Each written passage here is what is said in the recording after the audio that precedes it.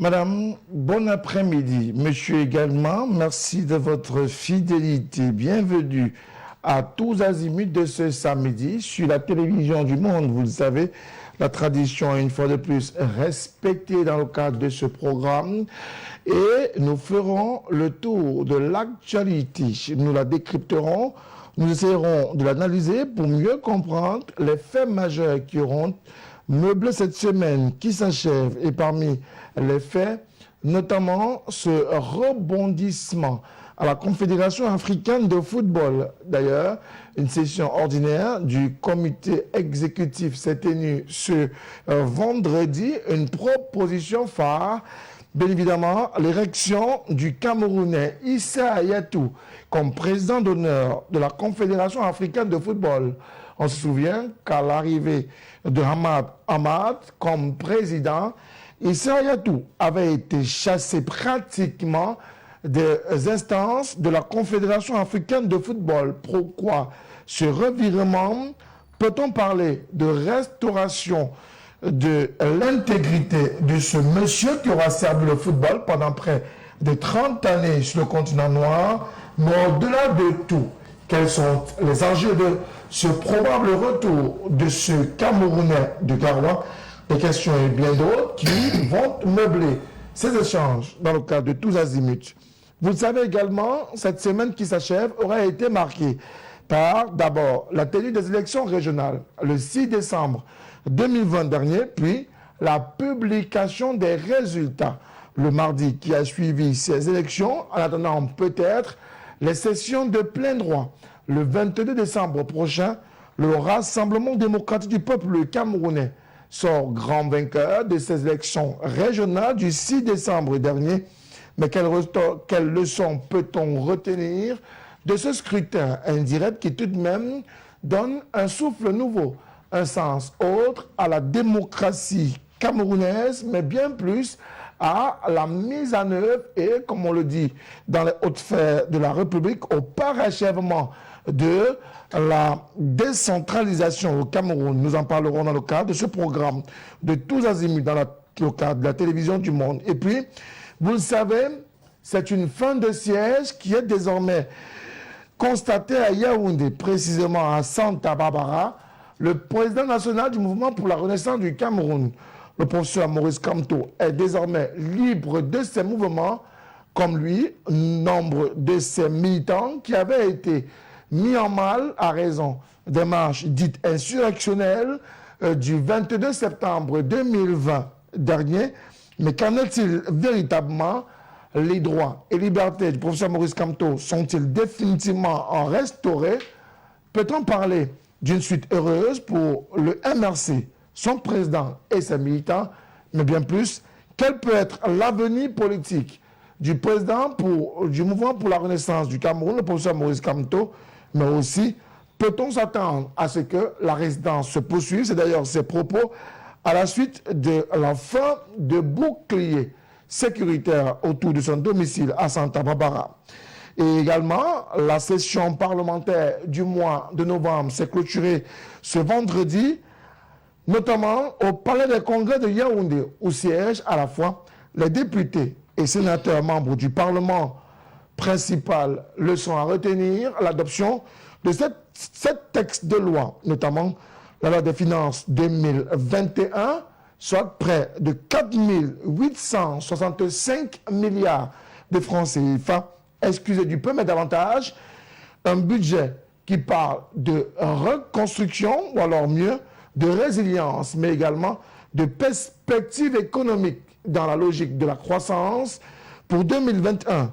C'est du moins l'espoir de la République tel que présenté aux députés et aux sénateurs. Mesdames, Messieurs, voilà ce qui va constituer le débat dans le cadre de cette émission de tous azimuts sur la télévision du monde. Merci encore d'être du rendez-vous. Vous le savez, le programme, c'est 15h, 17h, avec nos invités. Nous faisons le tour de la question. Mais avant d'arriver aux invités, nous vous rappelons que l'émission se veut être interactive. 6 99 57 30 26, 6 99 57 30 26, ou alors LTM TV officiel.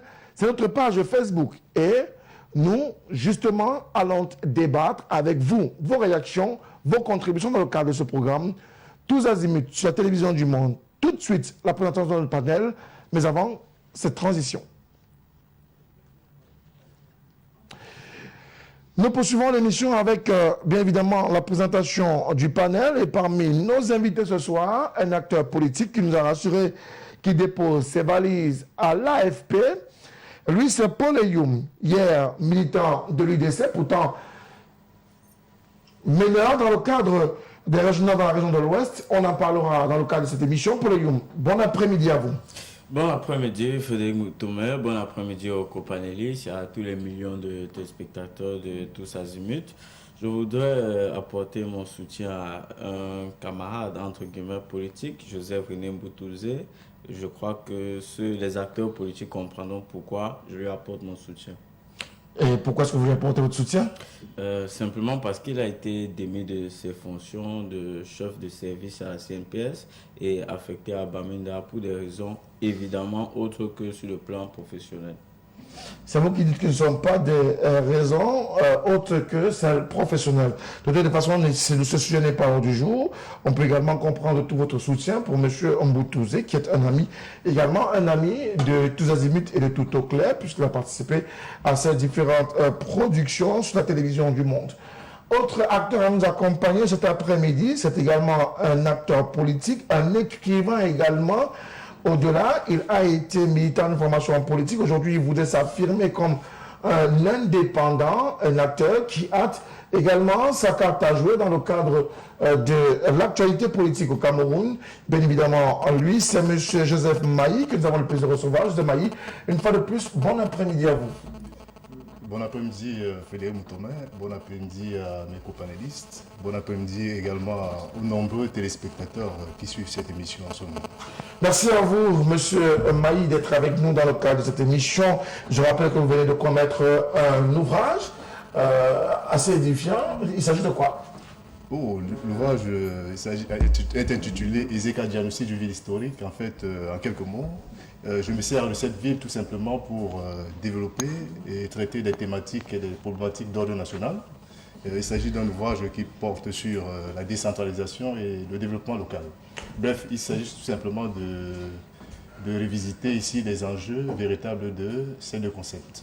Voilà, on aura certainement le temps d'exploiter à fond votre, je ne vais pas dire expertise avérée, mais davantage votre questionnement autour de cette problématique de développement, de la décentralisation et de la déconcentration, puisque vous parlez de la localité de Zeka en vous servant de prétexte de cette localité pour davantage parler de la question sur le plan national. Autre acteur à nous retrouver dans le cadre de cette émission, deux dames principalement. L'une nous vient du Mouvement pour la Renaissance du Cameroun, de MRC, dont le président national vient d'être libéré de cette espèce d'embastillement politique. Elle, c'est Madame Ngor Bateki Marie-Ange. J'espère que je ne me suis pas trompé. Elle est avec nous dans le cadre de ce programme cet après-midi. Bon après-midi à vous. Merci. Bon après-midi à tous nos copanélistes. Bon après-midi aux téléspectateurs qui nous regardent en ce moment. C'est toujours un plaisir d'avoir des dames dans le cadre du programme Tous azimuts sur la télévision du monde. Et ce soir, nous avons le privilège d'en avoir deux principalement dans le cadre de ce programme. On parlera bien évidemment de long en large sur la question de la libération de votre président dans les minutes qui vont suivre. Mais avant, on parlera également d'autres sujets. J'espère que vous ne vous retiendrez pas pour justement apporter le point de vue de votre parti politique, mais aussi votre point de vue personnel sur les questions qui seront débattues dans le cadre de ce programme. Bien sûr, je suis là pour ça. Merci beaucoup à vous, Madame Abateki, dans le cadre de ce programme. Et puis Notre-Dame qui nous retrouve dans le cadre de cette émission du samedi sur la télévision du monde, samedi après-midi principalement. Elle nous vient du Rassemblement démocratique du peuple camerounais. Elle est enseignante d'université, elle fait dans la sociologie. J'espère qu'elle ne viendra pas nous passer à la psychanalyse, mais davantage, on va essayer d'utiliser toutes ces casquettes pour être au parfum de ces différentes actualités de cette semaine. Elle, c'est le docteur Marcel Simo du RTPC. Docteur, bon après-midi à vous. Bon après-midi Frédéric, bon après-midi aux copanélistes, bon après-midi à vos millions de téléspectateurs. Merci à vous d'être avec nous dans le cadre de ce programme également. Merci, je vous remercie. Bon voilà, alors docteur, si vous permettez, je voudrais ouvrir avec vous, même si je souhaiterais ouvrir avec un homme. Si vous souhaitez, je vais ouvrir avec monsieur Youm sur la question J'accepte volontiers. d'ouvrir avec vous. Oui. Donc voilà, on parle de monsieur Issa Yatou, qui est désormais président d'honneur de la Confédération africaine de football. La nouvelle a fuité pendant les travaux du comité exécutif extraordinaire de la Confédération africaine qui s'est tenue au Caire. Mais on se souvient, Issa Yatou a pratiquement été chassé après sa défaite à l'élection où M. Ahmad prend les rênes de la Confédération africaine de football. Que vous inspire cette consécration nouvelle de ce Camerounais de Garoua? Oui, c'est bien, hein, vous aviez parlé de consécration, effectivement, c'en est une, parce que là, nous avons affaire à un titre honorifique. Un titre honorifique de l'individu Issa Yatou. Lorsqu'on vous parle d'Issa Yatou, tout de suite, au-delà de tous les éléments noirs qui ont tourné autour de ce nom, il y a quand même un homme qui a assez d'expérience. Il y a quand même un homme qui a assez de compétences, assez de connaissances dans un domaine particulier. Et du coup, président d'honneur, je pense que c'est ce qu'il fallait faire. Je pense que c'est une forme de reconnaissance à la personne et aux différentes actions que l'individu a menées. Maintenant, au-delà des parties, des zones sombres qui ont marqué son passage, on ne va pas reconnaître ou on ne va pas remettre en cause les compétences, la capacité et surtout l'expérience que celui-ci emporte avec lui dans le domaine du football. Alors, Issa Yatou, M. Maillet, a servi le football africain pendant de nombreuses années, un service pas tout à fait reconnu au moment où il s'en va, mais aujourd'hui, la Confédération veut-elle laver l'image à la fois de l'institution, mais aussi du Camerounais, parce qu'au moment où il quitte la Confédération, on l'accuse de tripatouillage, de malversation, mais également de détournement, de trafic d'influence. Pour une opinion personnelle, c'est toujours un honneur de voir des compatriotes à la tête des institutions internationales, notamment cette institution fêtière du football africain.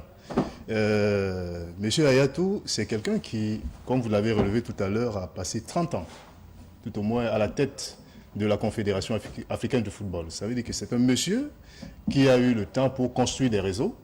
C'est un monsieur également qui a eu du temps pour se construire une personnalité, je dirais même d'homme d'État.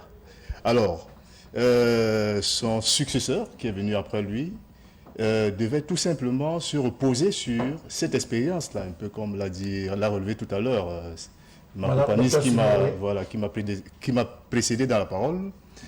C'est un homme petit d'expérience sur lequel son successeur devrait s'appuyer. Bon, mais nous avons peut-être regretté cette manière un peu avec laquelle s'est déroulé les choses lors de la succession à la tête de la CAF. Et vous avez vu aujourd'hui, il y a cela quelque temps, ce dernier a également été, je dirais, débouté à la tête de la CAF. Bon, moi, je l'interpréterais ici comme une influence, c'est-à-dire des réseaux de son prédécesseur, parce que, comme je vous ai dit, mettre aussi longtemps à la tête d'une institution, on a le temps vraiment de se bâtir des réseaux très influents. Et je suppose que malgré, tout au long, je vais dire, de magistère de M. Ahmad, je suppose que le fantôme d'Issa Yatou continue à planer, c'est-à-dire au-dessus de lui. Et d'ailleurs, je crois que ça a eu raison de lui finalement. Et vous voyez donc. Par ailleurs également, ce qu'on peut regretter également, c'est cette manière un peu de s'éterniser aux affaires. Un titre honorifique aujourd'hui, c'est la bienvenue, mais il faudrait également qu'en tant qu'Africain, puisque nous nous inscrivions dans une logique de démocratie, il faudrait que nous pensions également à faire un mandat et puis à céder la place à quelqu'un d'autre pour poursuivre l'action. Nous ne sommes pas éternels, nous ne sommes pas immortels et je pense que d'autres personnes peuvent poursuivre les œuvres que nous nous avons commencé à mener, même si nous avons pu faire 30 ans à la tête d'une institution comme celle-là. Alors, Issa Hayatou n'est pas au meilleur de sa forme physique. On lui reconnaît quelques situations de maladie depuis un certain nombre d'années. Revenu aujourd'hui à la tête de la Confédération africaine de football, même s'il n'est que président d'honneur. Est-ce qu'on voudrait là-bas reconnaître le travail qu'il a fait, regretter le temps qu'il a passé, ou du moins regretter cette élection qui aura connu des hauts et des bas et qui aurait donné le sentiment d'une machination contre le Camerounais Issa Hayatou? Je dirais qu'il s'agit de tout cet ensemble, parce qu'en fait, Issa Hayatou quitte la CAF dans des conditions un peu difficiles, dans le sens où il y avait une dissension avec la nouvelle équipe entrante. On a parlé des conflits avec son successeur, Ahmad Ahmad, et bien d'autres. Mais une chose est certaine, on ne peut pas contester la compétence d'Issa Hayatou. Et je crois que la chose la plus normale, c'est le fait de lui le président d'honneur. Vous savez que même dans les États, quand vous quittez en fonction du président de la République, vous êtes membre du Conseil constitutionnel. Donc, entre guillemets, c'est toujours notre présidence d'honneur. Donc, ce n'est que normal, après toutes les années passées à la CAF, 29 ans à la tête de la CAF. Et dès qu'il part, vous voyez que la CAF a beaucoup de problèmes par la suite. Cela veut dire que M. Issa Hayatou est quelqu'un qui a su maîtriser le football africain pendant toutes ces années, qui a su s'imposer. Certes, on peut lui reprocher des Camerounaiseries, entre guillemets, parce que nous, les Camerounais, nous avons le défaut de souvent mettre la mafia, etc. Mais s'il y a une chose qu'on ne peut pas nous reprocher, c'est notre compétence. Et nous devons être fiers de voir notre compatriote être mis à ce niveau-là. La présidence d'honneur pour lui à la CAF, c'est la chose la plus normale. Mais M. Maï regrette le fait que ça lui fait une certaine longévité au pouvoir. Pourtant, on décrit cela dans le système déjà camerounais, même dans plusieurs pays africains. Il ne faut pas créer la confusion. La présidence d'honneur n'est pas la présidence de la CAF. C'est deux choses bien différentes. Il s'agit là d'une présidence d'honneur. Ça veut dire que c'est un truc à titre honorifique pour ce qu'il a incarné à la CAF. Par contre, la CAF aura notre président qui sera celui qui va exercer le pouvoir. D'accord. Alors, Mme Maï, comment est-ce que vous prenez cette nouvelle, je ne vais pas la qualifier de bonne, de mauvaise, mais davantage une nouvelle qui voudrait redorer le blason à la fois du Camerounais Issa Hayatou, de la Confédération africaine de football et peut-être du Cameroun tout entier? Moi, je considère cette nouvelle comme une bonne nouvelle, entre guillemets, parce que c'est quand même, ceci va de l'honneur du Cameroun aussi, et que Issa Hayatou a géré la CAF pendant des années, il n'y a pas eu trop de remous. Mais moi, je me rappelle, si j'ai bonne mémoire... Est-ce que ça a raison de ces Camerounaiseries, c'est-à-dire que ça va maîtriser ces remous? Non, ce n'est pas ce que je me rappelle. Je me rappelle que Issa Hayatou a voulu se frotter à la FIFA, si on se rappelle bien. C'est-à-dire que Issa Hayatou a voulu se frotter, c'est-à-dire... Il était vice-président de la FIFA, premier vice-président d'ailleurs, voilà. Et au moment de la FIFA Gate, il passe président par intérim en attendant les élections. Voilà. Et il a voulu déposer sa candidature comme président de la FIFA. Ce qui a créé des remous. C'est en ce moment qu'on s'est rappelé que non, même à la CAF, il ne gère pas bien. Parce que si Issa Hayatou a quitté la CAF pour la FIFA, donc pour être le premier vice-président de la FIFA, ça veut dire qu'on reconnaissait quelque part ses compétences. Et que depuis les 29 ans qu'il s'est occupé de la CAF, on n'a pas eu trop de problèmes. Mais c'est à un certain moment qu'on a commencé à voir que, bon, effectivement, on a reconnu qu'il fait la mafia camerounaise et que maintenant, il fallait le remplacer par celui qui est arrivé là et qui n'a pas pu faire... Madame, qui n'a pas pu finir son premier mandat. Son premier mandat, parce que n'oublions pas que la gérance, elle est identique pour tout le monde.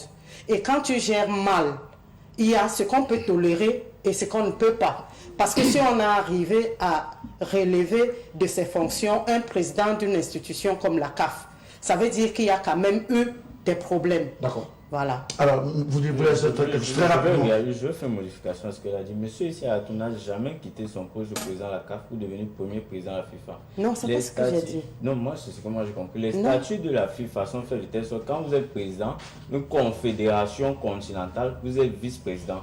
Et lui étant le plus ancien de tous les présidents des confédérations continentales, il était un premier vice-président. Au moment où Blatter a des problèmes, il devient donc le président par intérim de la FIFA. C'est ça le parcours d'Issa Hayatou. Donc on ne lui fait pas de reproches parce qu'il a voulu être à la tête de la FIFA. Il n'a jamais demandé à être à la tête. Il avait été battu aux élections. Non, il avait été battu aux élections face à Blatter. Donc c'était une époque qui était déjà passée, je crois en 2012 comme ça. Donc, en 2016, c'était qu'un intérim. Et il a très bien assumé son intérim pendant, je crois, presque 2 ans. C'était plus d'1 an en tout cas. Et quand il est quitté de là, il est reparti s'occuper uniquement de la CAF et la FIFA. Et il a fait combien de temps à la CAF, s'il vous plaît? Ça fait plusieurs années à la CAF. Non, je veux dire à la période où il devient, c'est-à-dire il remplace Blatter. Il remplace M. Blatter. Oui, ça fait combien de temps entre le temps où il quitte de la CAF? Je veux dire, vous avez dit, il prend la présidence par intérim. Maintenant, avant les textes. Oui, maintenant, il dépose aussi sa candidature pour être... Il l'a déposé avant, non, c'était avant. Il avait été battu par Blatter. C'était avant l'intérim. Donc en 2012, 2012-2014, je ne sais plus, il avait été battu par Blatter. Maintenant, quand Blatter a des problèmes, en 2016, c'est là où il prend la présidence par intérim, étant le premier vice-président de la FIFA. Merci beaucoup, on s'est compris sur la question. Je ne vais pas commencer à s'attarder là-dessus. Les questions les plus importantes arrivent dans les minutes qui suivent, avec le débat sur les élections régionales, mais aussi le débat sur les libertés individuelles. On parlera de la fin des sièges du professeur Maurice Kamto dans les minutes qui suivent, mais avant, permettez-nous de faire un crochet sur les élections régionales qui viennent de se tenir au Cameroun, et on va ouvrir avec toujours le docteur Simon. C'est vous, le RDPC, qui êtes grand vainqueur de cette élection. On va pouvoir dire quoi? Que vous alliez quand même en grand vainqueur à une élection. C'était comme si tout était fin prêt pour vous. Malheureusement, je vais vous dire non, parce que nous sommes dans une nation politique. Et il n'y a rien de plus incertain, ça je vais le dire, il n'y a rien de plus incertain que la politique. Déjà que nous savons que nous travaillons avec des hommes, et l'homme est l'être le plus ondoyant et divers, quelqu'un le disait ainsi. Donc du coup, associé à la casquette de l'homme et l'action politique, vous conviendrez avec moi combien le jeu ne pouvait pas être gagné d'avance, parce que l'individu est tellement insaisissable et incompréhensible par moments qu'on ne peut pas dire avec certitude que nous étions partis pour gagner d'avance. C'est vrai, partis pour gagner d'avance, ça pouvait s'expliquer par le fait que nous avions un taux très élevé de conseillers municipaux à notre charge, c'est évident. Mais maintenant, ce sont des hommes. Et d'ailleurs, le terrain ou alors la fin des actions ont démontré le jeu de certains. On a vu des militants du RDPC voter pour d'autres partis politiques et vice-versa. Et certains des partis d'opposition votaient pour le RDPC. Donc ceci traduit simplement, n'est-ce pas, l'imprévisibilité qu'on peut avoir non seulement dans l'individu que nous sommes, mais également dans l'action politique que nous menons. Maintenant, ce qui est important pour moi, c'est que les régionales, l'élection historique du Cameroun s'est produite, s'est passée. Maintenant qu'on attende les hommes sur le terrain, sur l'espace du développement, parce que c'est ce que tous les Camerounais attendent maintenant, c'est ce que tous les Camerounais voudraient voir maintenant. Qu'est-ce qu'ils vont faire et comment est-ce qu'ils vont faire pour développer ou alors émerger davantage le territoire. Donc à ce niveau, il est important de dire qu'il est temps maintenant que tous les Camerounais s'associent dans cette action pour que le développement tant souhaité et attendu prenne corps ou alors se fasse ressentir sur tout le territoire national. Alors, Madame Gobateki, qu'est-ce que vous pensez de ces élections régionales? C'était des élections pour rien? Oui, comme nous l'avons précisé dans l'OMRC, c'était une élection pour rien. Nous, on considère que c'était encore une mascarade de plus, où, comme vous l'avez souligné tout à l'heure, les enjeux étaient déjà là. Donc, on savait, comme dans toutes les élections, que ça devait se terminer ainsi. Et ça ne valait pas la peine d'aller jouer dans un terrain où on savait que c'était déjà un acquis. Parce que dire que les membres du RDPC ont voté pour d'autres partis. Moi, je n'ai vu aucun autre parti qui ait gagné. Or, soit les partis qui étaient avec eux, dont les partis, leurs amis, leurs alliés, comme l'UNDP. On sait que UNDP, RDPC, ça c'est un mariage qui a même les arrière-petits-enfants.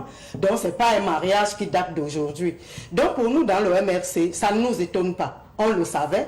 C'est pour ça qu'on a décidé de ne pas y aller. Donc, il n'y a pas à dire, il n'y a pas de commentaires, il y a seulement à avoir du concret. Parce que bon, on nous dit sur le terrain, moi je l'ai toujours dit, hein, je me rappelle quand il fallait nommer les sénateurs, ils avaient plein de choses, plein de projets qu'on nous donnait, mais je n'ai jamais entendu une déclaration sénatoriale. Maintenant, nous avons les régionales, on attend. Nous sommes tous des Camerounais, comme elle vient de le souligner. Ça veut dire que s'il y a quelque chose de positif, nous tous, nous allons gagner. Mais seulement, nous, on a l'habitude de voir qu'on ne gagnera pas. Ce sera toujours, ça tournera toujours sur le même système, le régional va dire, parce que apparemment le régional a feuille blanche. On ne connaît pas son budget, on ne sait pas de quoi il va s'occuper. Ça reste entre eux, les membres du RDPC, ils savent. Ils connaissent les projets parce qu'une fois j'étais sur un plateau où avant qu'on ne commence même le débat, le membre du RDPC a dit non, nous on a des projets. On sait, vous avez plein de projets, mais qui vous regardent finalement. Donc, la position du MRC a toujours été identique. On ne peut pas jouer à la mascarade du RDPC. Tout le temps. Point barre. Alors, Paul Guillaume, devrait-on tenir ces élections régionales, même si la Constitution prévoyait ces régions? Fallait-il, dans les conditions présentées par le MRC et plus d'autres partis politiques de l'opposition, tenir ces élections régionales qui ont eu lieu le 6 décembre dernier? Vous savez, quand j'écoute les discours du MRC entre 2018 et aujourd'hui, ça me fait penser à certaines équipes au championnat de quartier pendant les vacances.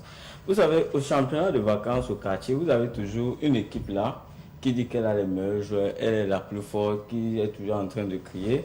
Et quand ils arrivent à la phase éliminatoire, peut-être en quart de finale ou en demi-finale, et qu'ils trouvent un adversaire qui est bien organisé, qui a un jeu qui est tactique, bien préparé, et qui mène 2-0 à la mi-temps, 3-0 à la 60e minute, ils commencent, tout le monde entre au stade, ils gâtent le match, ils disent qu'on doit arrêter le match, on doit arrêter la compétition parce que l'arbitre a fait ceci, l'arbitre a fait cela, etc. On commence. Mais ça peut se faire vrai que l'arbitre est en train de faire ce mauvais jeu. C'est exactement ce que le MRC fait, comme ces équipes au championnat des vacances. Vous savez, les régionales, quoi qu'on dise, on peut revenir sur le fait que il y a la partialité des ligues qui soit mise en cause, le conseil constitutionnel, etc. On peut revenir sur tous ces éléments. Mais les régionales, premièrement, c'est quelque chose qui découle de la rencontre tripartite de 91 qui a donné la réforme constitutionnelle de 1996. Ces régionales, on les demande depuis. Aujourd'hui, le gouvernement a été obligé de revenir à ces régionales simplement parce que la crise du Nozo s'est posée.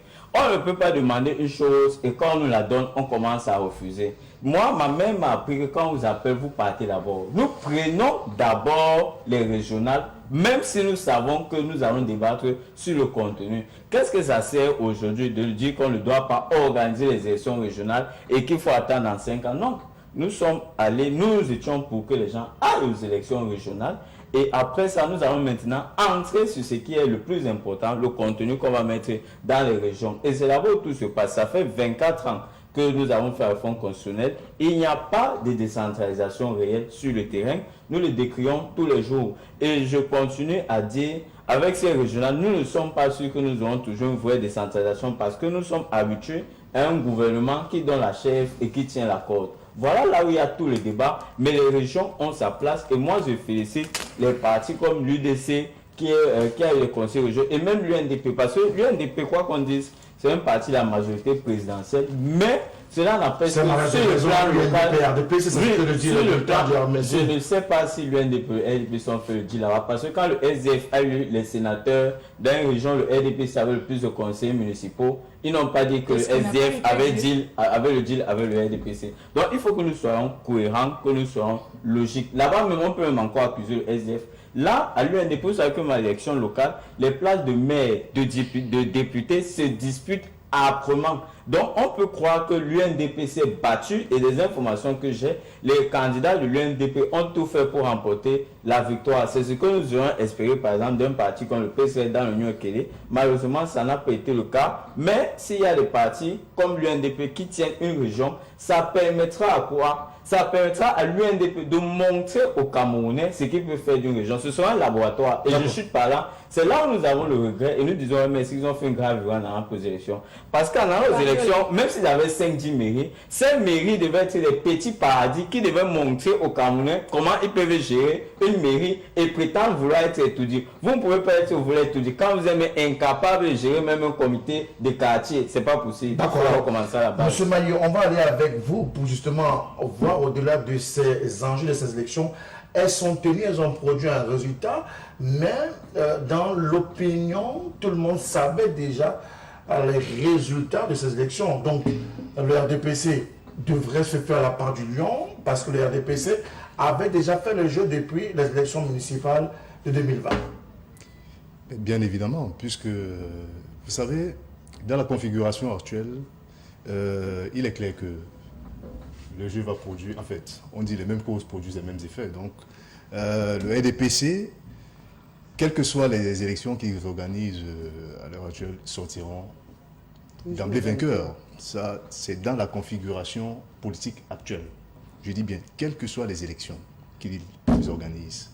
Mais les enjeux sont un peu plus loin. Parce que lorsque vous regardez, par exemple, la dame Joël-Mercier a décrit tout à l'heure, ces tripatouillages, dans je dirais, le collège électoral, il était dit que il y aurait comme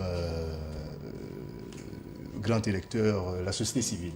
Et ça a été une idée qui a été battue en brèche à la dernière minute. On a plutôt confirmé les partis politiques. Maintenant, quand vous regardez par exemple les chefs traditionnels, on a des chefs traditionnels qui sont minorés dans statistiquement parlant. Alors, pourquoi ne pas redistribuer les cartes? Puisque on a un parti au pouvoir qui est déjà très bien installé, qui domine au Parlement. Aujourd'hui, avec le conseil régional, ce parti s'installe également. Alors, moi je crois que cette politique nous mène tout droit vers le chaos. Nous avons commencé par exemple avec les crises au Nozo. Nous pourrions également poursuivre avec les crises qui risquent de se généraliser dans d'autres régions. Parce que les gens aujourd'hui sont à bout. Effectivement, vous m'avez posé la question sur l'opinion. Les gens aujourd'hui sont à bout. Et c'est d'ailleurs ce qui décrit, ce que reflète, c'est-à-dire ces abstentions qu'on peut constater. Lors des différentes élections. Vous avez par exemple vu lors des législatives, le taux d'abstention était extrêmement élevé. Je ne parlais même pas de la présidentielle en 2018. Donc, vous constatez que les populations aujourd'hui en ont marre. Les populations sont à bout. Et c'est l'occasion pour moi aujourd'hui, ou bien pour nous en tant qu'acteurs politiques, parce que nous sommes des éclaireurs. Il faut anticiper sur des dangers. Il faut anticiper sur des actions à venir. Et lorsqu'on voit, c'est-à-dire où on est en train de nous mener, c'est-à-dire le parti au pouvoir aujourd'hui, il nous mène tout droit vers un mur, il nous mène tout droit vers un chaos. Et nous leur disons que, franchement, être tout le temps, avoir tout le temps la part du lion, c'est bien beau, mais qu'est-ce qu'il y a aujourd'hui au centre des intérêts? C'est le bien-être des populations. Et ce bien-être-là est encore loin d'être satisfait. Et peut-être loin d'être les affaires du RDPC. C'est un avis qui peut également compter. Mais davantage, aujourd'hui, le RDPC, on va pouvoir le dire, permettez-moi l'expression, est-il dans la boulimie du pouvoir? Les municipales, les législatives, c'est majoritairement le RDPC, le Sénat, c'est le RDPC à 80%, aujourd'hui les régionales, à 90% encore le RDPC. Pourtant, c'est le même RDPC qui a du mal à implémenter la décentralisation. Comment cela? Alors, comment est-ce qu'on va espérer voir un déclic avec ces régions aujourd'hui? Heureusement, vous me posez la question parce que ça renvoie à ce que je voulais essayer de donner comme élément de réponse à mon confrère. Vous savez, on ne peut pas aujourd'hui reprocher de RDPC de sa structuration, non. Lorsqu'un parti est structuré, lorsqu'une organisation est structurée, rassurez-vous, elle ne peut avoir que des résultats concluants et intéressants. Parce qu'il sait ce qu'il fait, parce qu'il sait où il va et il se donne les moyens nécessaires pour y arriver. C'est ça qu'il est question. Tout à l'heure, M. Yoma parlait de quelque chose d'important. Le MRC se plaint aujourd'hui tous les jours. Mais le véritable problème, ce sont les élections municipales et législatives qu'ils ont délibérément refusé. Mais parce que le jeu était inégal. Non, lorsque vous revenez... L'arbitre du jeu est en faveur du RDPC. Et je veux bien poser la question. Le code électoral n'est pas toujours consensuel, ou du moins est très loin de consensuel. Il fait davantage affaire du RDPC. Oui. Comment aller dans un terrain de football où sur 90 sur 45, le RDPC seul peut jouer hors de ligne de but, marquer des buts qu'on valide, mais que les autres également ne puissent pas faire pareil. Est-ce à dire qu'en 2018, le code électoral n'était pas différent de celui qu'on a aujourd'hui? Je pose cette question. Non, c'était la présidentielle. Quand il y a présidentielle, c'est pas élection. Parce qu'on a vu, on a commencé à voir... Attendez. Non, je pose une question, pas de discours là-dessus. Non, comme c'était présidentielle, c'est pas une élection. Et puis c'était une élection présidentielle où on se disait le Camerounais, le RDPC pouvait apporter de la clarté dans ce qu'il faisait. Non, mais on a compris dès la présidentielle que le RDPC, ça dit que comme le discours que vous avez tenu tout à l'heure, vous êtes bien structuré dans le mensonge. Et c'est ça la force du RDPC. Oui, oui. Et ce que le RDPC vous avez eu cette force, vous êtes structuré dans le mensonge, dans la dictature. Et maintenant, vous continuez avec. Et c'est ça que nous revendiquons. Je vous en prie. Dans le mensonge. Oui, je veux dire que des personnes la question. Vous avez la peine à répondre, vous vous embrouillez dans des mots et puis du coup ça nous fait redormir. Je veux dire ceci, il ne faudrait pas que des partis politiques qui sont incapables de se structurer, de s'organiser, de se construire, passent le temps, n'est-ce pas, à inculquer certaines valeurs ou certains esprits dans la tête des Camerounais. C'est de ça qu'il est question. Moi, étant du RDPC, il y a des partis politiques nouveaux qui sont nés hier mais que j'ai essayé d'apprécier à un moment. Malgré quelques couacs que l'on observe, on a des partis qui sont nés hier, mais qui se disent non, on va y arriver. Et progressivement, sur la sphère politique, prennent du terrain pas à pas. C'est de ça qu'il est question. Il ne faudrait pas qu'on dise que non, c'est une logique. Une fois qu'un parti est structuré, une fois qu'un parti est organisé, je vous assure Frédéric, il met les moyens à disposition, il met les méthodes à contribution pour arriver à son objectif qui est celui d'engranger des foules. D'ailleurs, quel est le rôle d'un parti politique? C'est d'occuper de l'espace. Et vous ne pouvez pas le condamner aujourd'hui à un parti politique extrêmement structuré d'avoir conquis assez d'espace. Dans le cas des régionales, les régionales visent à implémenter ou à parachever le processus de décentralisation. Le RDPC est l'un des freins à cette décentralisation. Comment le RDPC, avec cette nouvelle institution, va pouvoir redorer ou redonner la place la décentralisation? On en a plus besoin. Excellente question. C'est ce qui est la question. Vous allez vous rendre compte que le processus de décentralisation, parce que l'élection régionale était la fin d'un processus, et un processus qui a été imposé par le chef de l'État. C'est-à-dire, en ce moment, il agit en tant que chef de l'État, garant de la sécurité. Oui, parce qu'il a deux casquettes. Voilà. Il y a un moment où il agit en tant que président d'un parti politique. Il n'oubliera jamais d'assurer ses fonctions de chef de l'État. C'est seulement si votre président, quand vous voulez courir pour aller étudier, une fois arrivé, vous ne seriez plus membre de parti politique.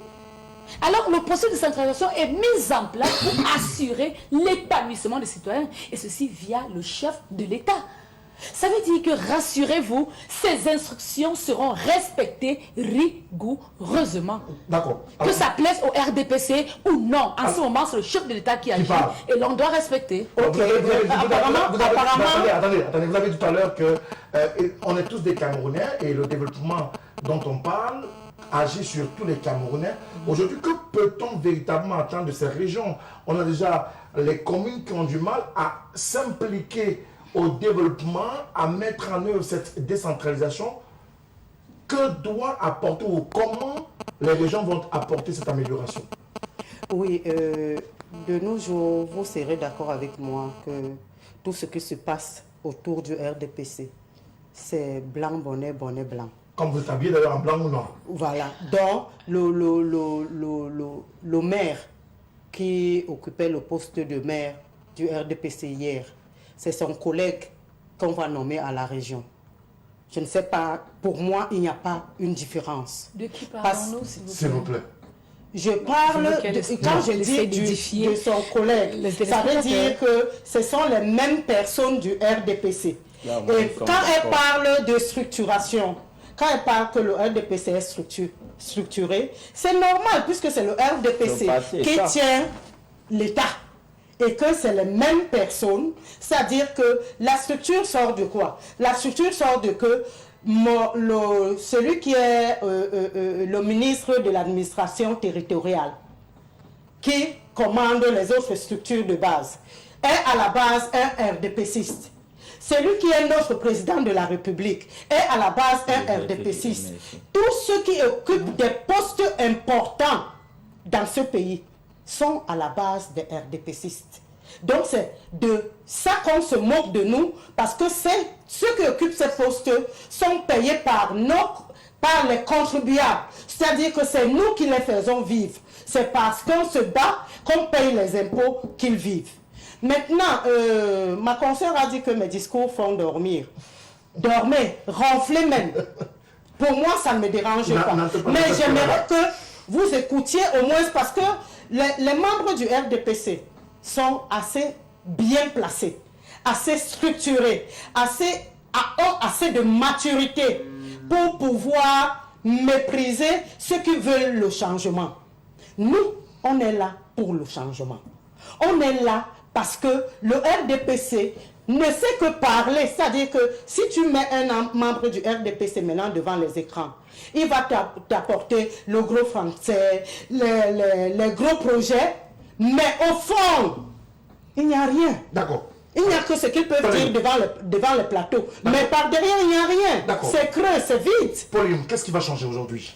On accepte les régions, mais qu'est-ce qui va changer? Oui, je voudrais d'abord dire là où je partage l'avis de Madame Ngobateke.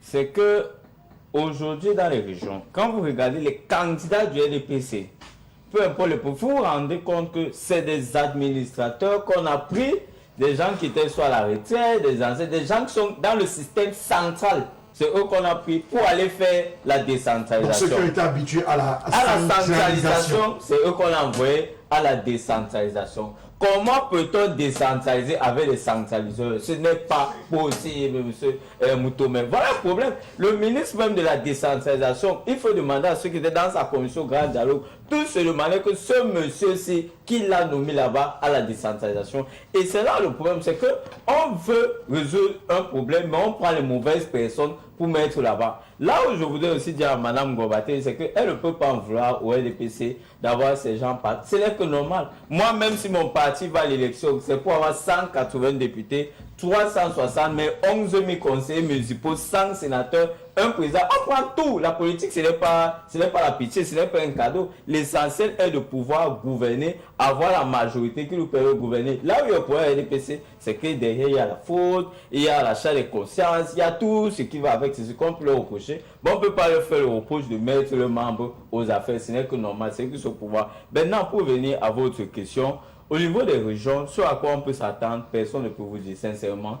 Il faut être un devin, un médium pour pouvoir lire dans la boule de cristal. Simplement parce que vous avez le profil des centraliseurs dont je parlais. Vous avez deuxièmement le fait que le gouvernement n'apporte pas la preuve qu'il a une réelle volonté de décentraliser. L'indicateur, c'est quoi?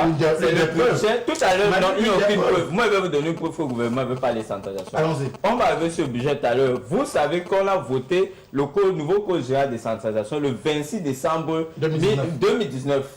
On a un nouveau code général de décentralisation qui stipule que les collectivités territoriales décentralisées doivent avoir au minimum 15%. Le budget a été voté à 4 850 milliards. Ça veut dire qu'à 15%, on devait être autour de peut-être 700 milliards de francs CFA. Vous savez combien ils ont donné à titre de dotation aux collectivités territoriales décentralisées? 200 milliards. Ça veut dire qu'ils ne sont même pas à 10%. Ils sont en train de montrer clairement qu'ils ont changé, peut-être ils ont organisé les élections régionales, mais il n'y aura pas de vraie décentralisation dans le fond. Et c'est ça le banditisme politique qu'il faut décrier. Devait-on décrier la mise en place des régions alors qu'il n'y a pas de réelle volonté politique, contrairement à ce que nous dit le militant du RDPC sur le plateau, pour apporter cette décentralisation, ce développement? Vous êtes un acteur qui a étudié la question. Comment est-ce que vous voyez les choses aujourd'hui avec ces régions mises en place?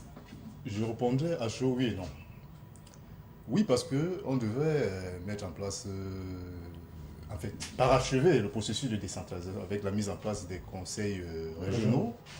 Pourquoi? Parce qu'aujourd'hui, nous avons par exemple la crise du NOZO, c'est-à-dire qui réclame, qui revendique aujourd'hui la mise en place de ces institutions-là pour véritablement, c'est-à-dire, ou bien effectivement, qu'on ressente la décentralisation. Voilà. Mais non, parce que, comme je disais tout à l'heure et dans la réflexion que j'ai commise, ce n'est pas une publicité ici, dans les textes, il y a le péché dans ces textes. Et vous savez, ils sont très bien entourés. Vous voyez le docteur Simo, il y a les très grands professeurs là-bas.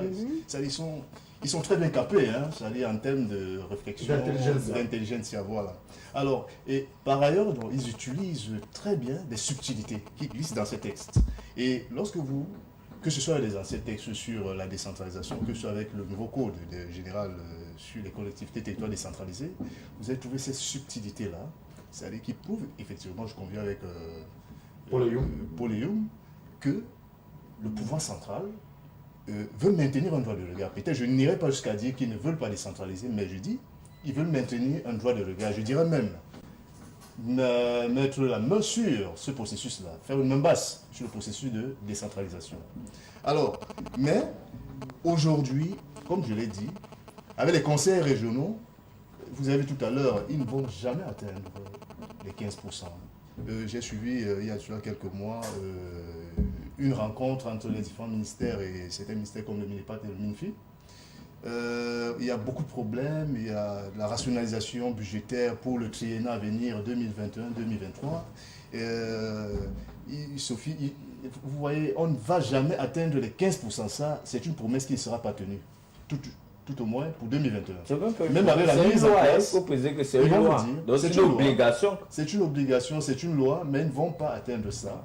Ils vous diront que bon, ils n'ont pas encore mis en place des conseils régionaux. Même avec la mise en place des conseils régionaux, ils ne vont pas atteindre ces 15%.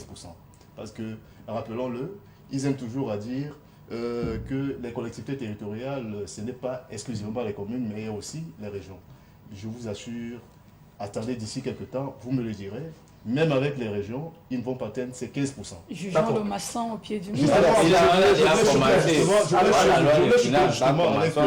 Tout à l'heure, j'ai suivi le docteur Simo qui est en train de prêcher, en fait, d'encenser sa chapelle. Mais j'ai attendu, je reste sur ma faim parce que moi j'ai attendu qu'elle nous montre la corrélation entre la structuration du RDPC et la satisfaction des besoins réels des populations. Voilà. Alors, je n'ai rien, je suis resté sur ma faim. Parce que moi, en tant qu'acteur politique, nous sommes ici comme des éclaireurs, comme je l'ai dit tout à l'heure. Nous devons voir les dangers de l'eau et nous devons prévenir, nous devons sensibiliser. Moi, je vous dis, avec cette configuration politique, telle que je vois les choses, ça nous mène tout droit vers le mur, vers le chaos. Et aujourd'hui, les populations sont à bout. D'ailleurs, c'est beaucoup d'éléphants blancs que ce régime a mis en place, des éléphants blancs. Vous gossez d'une structuration, vous prétendez que vous avez une capacité à mobiliser. La population, les inscrits, c'est environ 6,5-7 millions d'inscrits, mais à peine 3 millions vont voter. Donc ça veut dire que vous avez à peine peut-être 2 millions et demi de militants. Alors, sur une population de 25 millions, il n'y a vraiment pas de... Vous parlez d'électeurs ou de militants? Des militants, je crois qu'il n'y a aucun parti politique.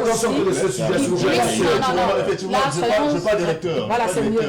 Et effectivement, il n'y a aucun... S'il y a des partis politiques qui injectent de mentalité et de manière à l'extérieur... Madame Simon, il n'y a aucune gloire à se grosser sur 2 millions d'électeurs alors qu'on a une population qui avoisine les 30 millions aujourd'hui. D'accord. Je vous attendrai d'ici quelques années lorsque vous allez, par exemple, mobiliser 10 millions d'électeurs. Là, je dirais que le RDPC est structuré. Alors, docteur Simon, on est sorti de ce sujet. Chacun de vous aura droit.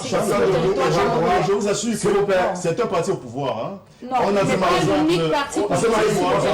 en Côte d'Ivoire. On a vu le PCNN avec sa logique de 11 millions d'électeurs. Donc chaque parti conquiert ses électeurs à sa manière. Vous ne pouvez pas, vous ne pouvez pas donner la responsabilité. Votre gloire. Non, lorsque vous parlez de moyens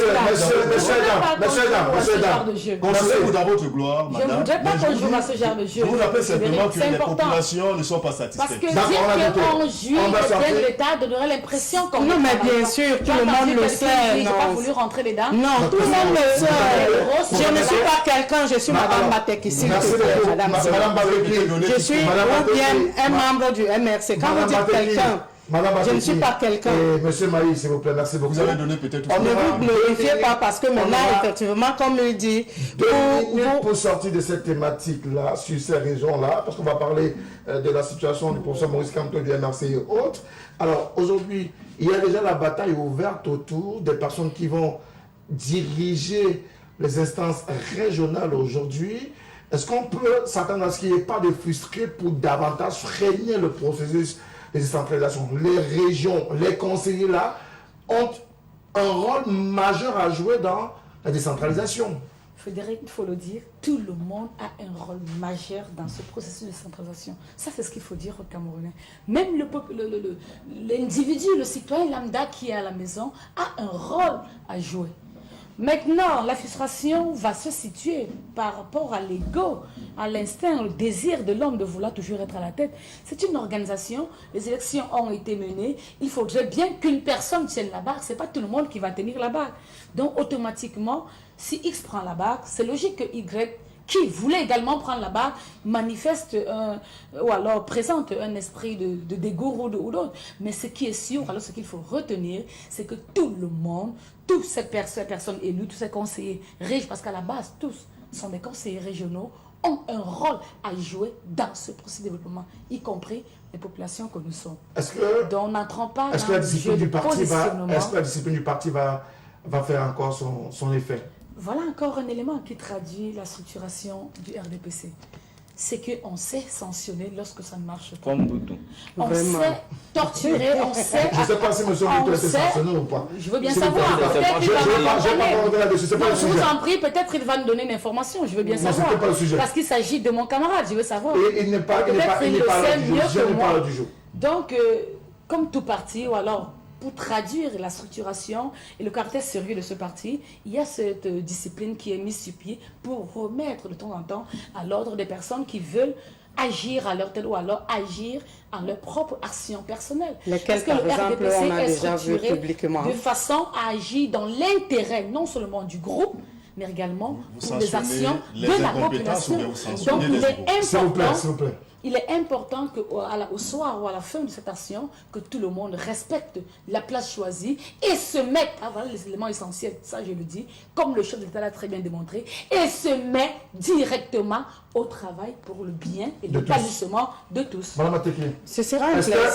Est-ce que les régions vont aider à apaiser la situation dans le nord ou est-ce le sud-ouest du Cameroun? Je ne suis pas partie au régional, je ne sais pas. Moi, je veux répondre. Non, s'il vous plaît, on arrive à vous.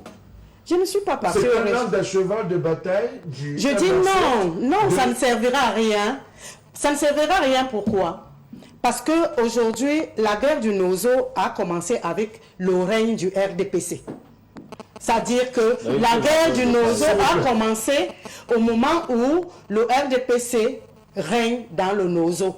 C'est-à-dire les maires, les députés, eux tous sortent du Nozo. Juste un rappel, pendant que vous alliez aux élections, pendant ce temps, on a instruit les régionales. Les régionales qui sont censées résoudre le problème du nozo, où les mêmes personnes qui vivent dans cette zone, c'est à eux qu'on a encore remis le même pouvoir. Je ne sais pas si on se comprend. Moi, j'ai pas... Madame Simon, moi, je ne suis qu'une pauvre couturière, je ne suis pas docteur. Mais je veux m'exprimer terre à terre par rapport aux autres. C'est-à-dire que j'aimerais faire comprendre aux autres que le Camerounais qui est dans le nozo, qui est dans le nozo, et que le dialogue a été organisé par les mêmes acteurs qui sont aujourd'hui les régionales. Pour le nord-ouest, le sud-ouest, Ça ne servirait à rien. D'accord. Ça ne servira à rien. Monsieur Pauloyum n'est pas peut-être du même avis que vous, Pauloyum. Non, c'est pas que je vais dans son sens pour dire que aujourd'hui, les anglophones regardent la décentralisation bancaire qu'il y a de ce côté. Et ce qui se passe actuellement, ça ne les rassure pas, M. Moutomé. Parce que quand vous voyez déjà qu'on torpille la décentralisation au projet de loi des finances, on torpille la décentralisation dans le profil des conseils régionaux, on torpille la décentralisation dans le mutisme du gouvernement vis-à-vis de cette crise après le grand dialogue où on n'a pas résolu la crise anglophone. Sincèrement, ça ne rassure personne là-bas. Nous sommes partis pour au moins 2025 si c'est que ce gouvernement ne change pas de méthode et de fusil d'épaule pour résoudre cette crise anglophone. Et je veux quand même dire aux gens que le problème de la crise au Nozo, il ne faut pas que les gens le politisent en croyant que c'est quand Biya va partir ou quand un parti politique va avoir au pouvoir, que le lendemain matin, la crise du Nozo sera résolue. Et je dis encore une fois de plus aux partis politiques, faisons attention. Faisons très attention parce que nos frères anglophones, pendant que nous sommes en train d'instrumentaliser ce qui se passe là-bas à des fins politiques, aujourd'hui, eux, ils sont en train de souffrir. Et l'une des résolutions du grand dialogue, pas la solution, mais l'une des résolutions du grand dialogue était la voie de décentralisation dans laquelle les régions, il y a beaucoup d'autres choses à faire. Et il y a le débat qui existe toujours où, en off, vous constatez que beaucoup de nos francophones sont pour le fédéralisme, mais devant les caméras, ceux qui sont militants du RDPC, ils deviennent subitement muets, ils ne parlent plus. Ça veut donc dire que le RDPC, soit il a une arme qui met à l'attente aux gens là-bas derrière, soit il a un bâton qu'il utilise pour maîtriser ses militants et qu'on appelle discipline du parti. Faisons attention parce qu'il s'agit d'un enjeu national et non partisan. D'accord, on sort de cette question de la décentralisation. Aujourd'hui, la décentralisation est-elle possible au Cameroun, telle que souhaitée par les textes de la République? C'est difficile de le dire, M. Moutomé. Une minute, permettez-moi un peu de rebondir sur ce qu'a dit Dr Simon. Madame Simon. Madame Simon, vous avez dit que votre parti est très compétent. Permettez-moi de vous faire des petits rappels historiques. Agropole de riz de Galim 2013, projet 1,2 milliard, assorti d'une usine de riz. 2020, pas l'ombre d'une usine. Agropole d'ananas de Loé dans le Mungo, 1,9 milliard, assorti d'une usine de transformation dans pas l'ombre d'une usine. Usine de poulet de Beaumont, c'était en 2012. L'usine n'existe plus. 1 milliard décaissé par le gouvernement, parti au vent. Une usine de poulet à Bafan, l'usine n'existe plus. 500 millions de francs CFA remis. Bon. Une usine de manioc à Saint-Mélimas, 100 manioc. Le projet qui a coûté à l'État du Cameroun 2,5 milliards. Effectivement. C'est-à-dire abandonné dans les broussailles. Qu'est-ce que vous voulez Je dire? veux savoir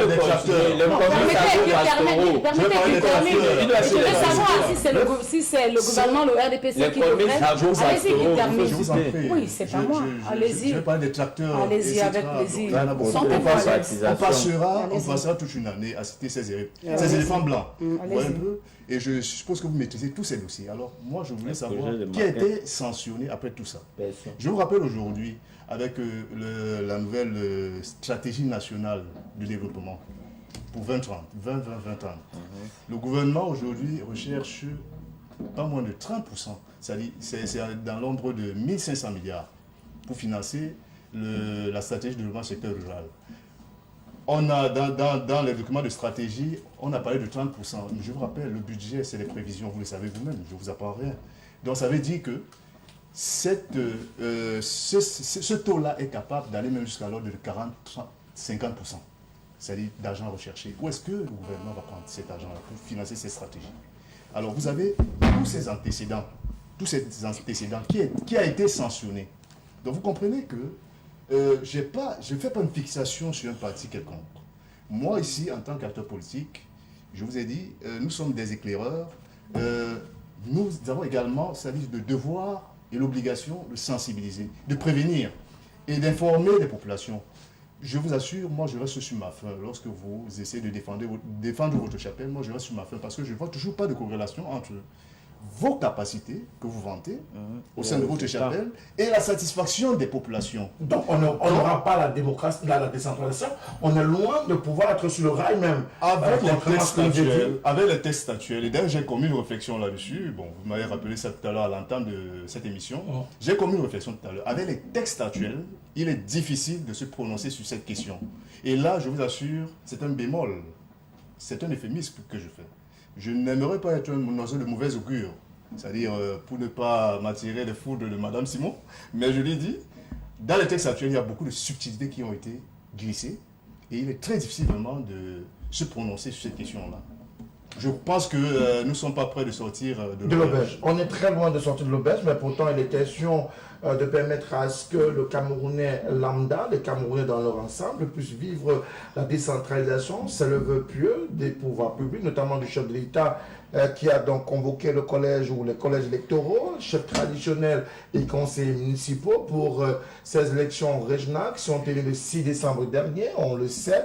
Et également, à l'issue de ces élections régionales, le RDPC remporte un peu partout, l'UNDP remporte dans Mawa, le PCRN partout, même si le président national de ce parti politique dit que dans une élection, on ne perd pas, on apprend.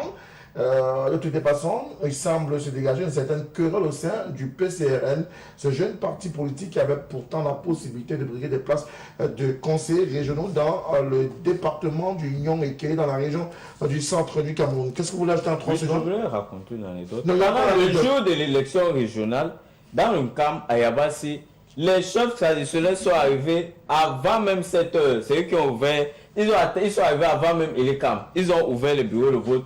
Je veux dire que ce genre d'attitude, faisons attention parce qu'il ne faut pas que les chefs traditionnels deviennent des hommes politiques. Parce que quand on suscite des petits appétits comme ça, là, ça risque de bouleverser la République demain. Vous parlez des chefs traditionnels. Je ne vais pas rentrer dans cette querelle avec les chefs traditionnels, s'il vous plaît. On va ouvrir l'autre débat dans le cadre de cette émission et on va parler davantage de Maurice Kamto, le président national du MRC, Madame Bateki. Aujourd'hui, vous devrez pouvoir vous réjouir, c'est du moins ce sentiment qu'on a aujourd'hui. Tous les militants du MRC sont tout heureux, tout contents de voir enfin le président Maurice Kamto, libre de ses mouvements, aller et sortir de son domicile. Je ne sais pas ce que sa séquestration a fait de négatif sur le mouvement du MRC. Pour qu'on se réjouisse maintenant, pour qu'on organise les fêtes parce qu'il est sorti. Non. On ne se réjouit pas parce qu'il soit séquestré et sans qu'on ne sache pourquoi il l'a été. Ça veut dire qu'on peut se réjouir aujourd'hui et demain on le séquestre encore. Donc ce sera genre aujourd'hui on danse, demain on pleure, après aujourd'hui ainsi de suite. Donc il n'y a pas... Non. C'est pas comme si un enfant est né ainsi de suite. Parce que même si tu es dans une famille, tu n'accepterais pas qu'aujourd'hui un enfant naisse, on fête et demain il meurt sans que tu ne saches pourquoi il est mort et on pleure. Non. Le professeur Kamto a été libéré, mais Alain Foguet reste en prison, Bibou Nissak reste en prison, tous les autres sont ici à Douala et à Yaoundé. Donc pourquoi fêter parce qu'il a été libéré? Pour nous, ce n'est pas une fête. Ça n'a même célébré le professeur Maurice Kamto une fois sorti de prison, 9 mois après y avoir séjourné.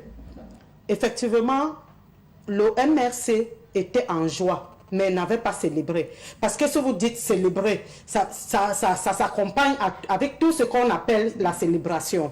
Le MRC était en joie parce qu'il était en prison pendant 9 mois et ceux qui étaient ce jour de sa libération l'ont accompagné jusqu'à chez lui, mais vous n'avez pas vu, parce que la célébration, vous aurez vu aussi une fête de gala ici, parce que moi dans ma tête c'est ce qu'on appelle célébration ici au niveau du littoral et ailleurs. Donc il n'y a aucune célébration à quelque chose où on ne sait pas quoi célébrer. Qu'est-ce qu'il faut célébrer? Parce que Vous savez pas pourquoi Maurice Kamto était embastillé chez lui? Non, on n'a jamais compris pourquoi. Parce que quand on te condamne, Tu es jugé et tu es emprisonné. Maintenant, on ne t'a pas condamné, on ne t'a donné aucune notification. L'armée vient, encercle plus de 200 policiers, gendarmes et militaires, encercle ta maison et un beau jour, ils partent. Qu'est-ce qu'on a à célébrer? Nous, au MRC, on ne considère pas que c'est une célébration. Et ce qu'on revendique, par contre, c'est qu'effectivement, si on est sur la phase de libération, qu'on libère les Alain Fougué, les Bibou Nissak, toute cette clique qui est ici. On a plus de 100 prisonniers ici à Douala. On a plus de 200 à Yaoundé et dans les prisons de Fou et un peu partout. Ce ne sera pas une célébration, même si on les libère, parce que nous n'allons pas nous arrêter. On célèbre quand on a gagné quelque chose. Qu'est-ce qu'on a gagné? Le professeur Maurice Kamto a dit le combat ne fait que commencer. De quoi il parle? Il faut lui poser la question. Ça fait 2 ans qu'il tient le même discours. Il faut lui poser la question. Moi, je ne sais pas de quel combat il parle. Moi, je sais que nous sommes actuellement en train de parler des régionales. Si M. Kamto, on peut décrire le fait qu'il y a une violation des droits de l'homme parce qu'il n'a jamais été interpellé de manière claire comme l'État de droit le veut, c'est-à-dire qu'on saisisse la justice, qu'on l'inculpe pour peut-être appel à l'insurrection, qu'il aille au tribunal, qu'on le condamne et puis qu'on décide de l'emprisonner par exemple chez lui. Malheureusement, cette procédure n'a pas été faite ainsi. On a juste condamné qu'il a été privé de ses mouvements. Les autres ont été interpellés, ils sont en prison. Mais moi, je voudrais dire une chose aux gens du MSC. Ils ne peuvent pas se plaindre d'avoir ceux-là en prison parce que le MSC a fait exactement comme un fou ou un monsieur qui part marcher au milieu de la route. Vous lui dites, c'est même pas un fou, rien de normal.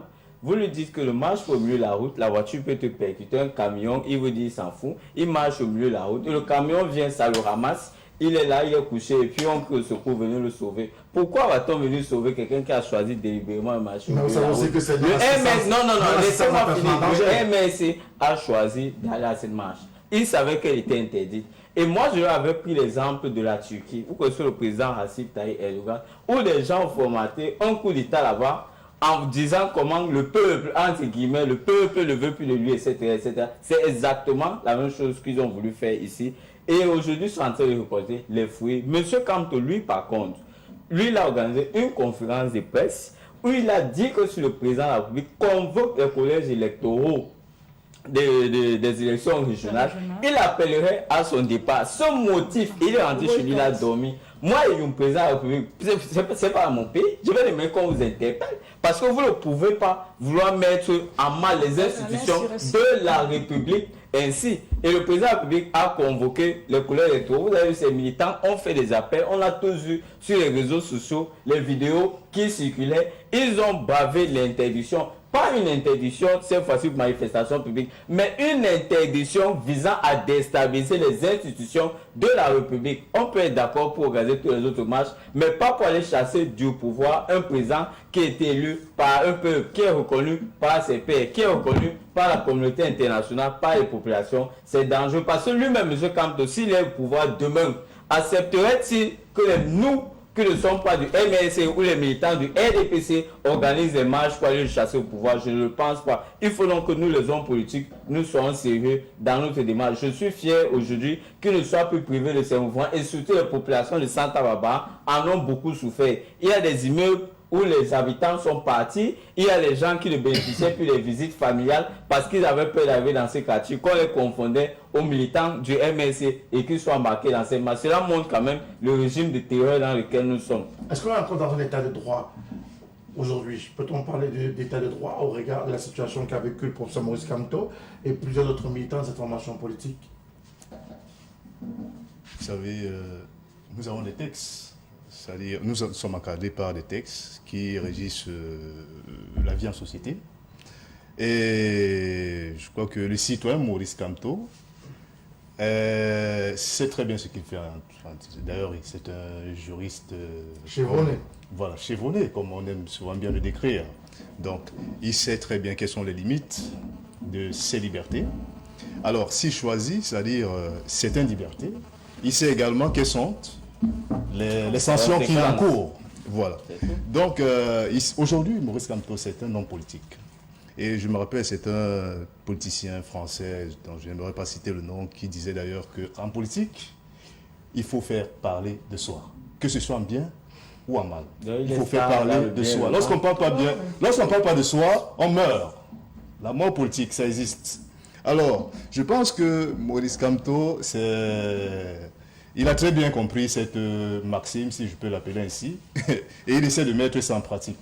Alors, maintenant, il a choisi une certaine action, et effectivement, il y a eu des sanctions qui sont tombées, et qu'il a subies également. Je crois bien qu'il savait très bien, c'est-à-dire où il allait, et quel est peut-être le message, quel est l'impact qu'il voulait causer.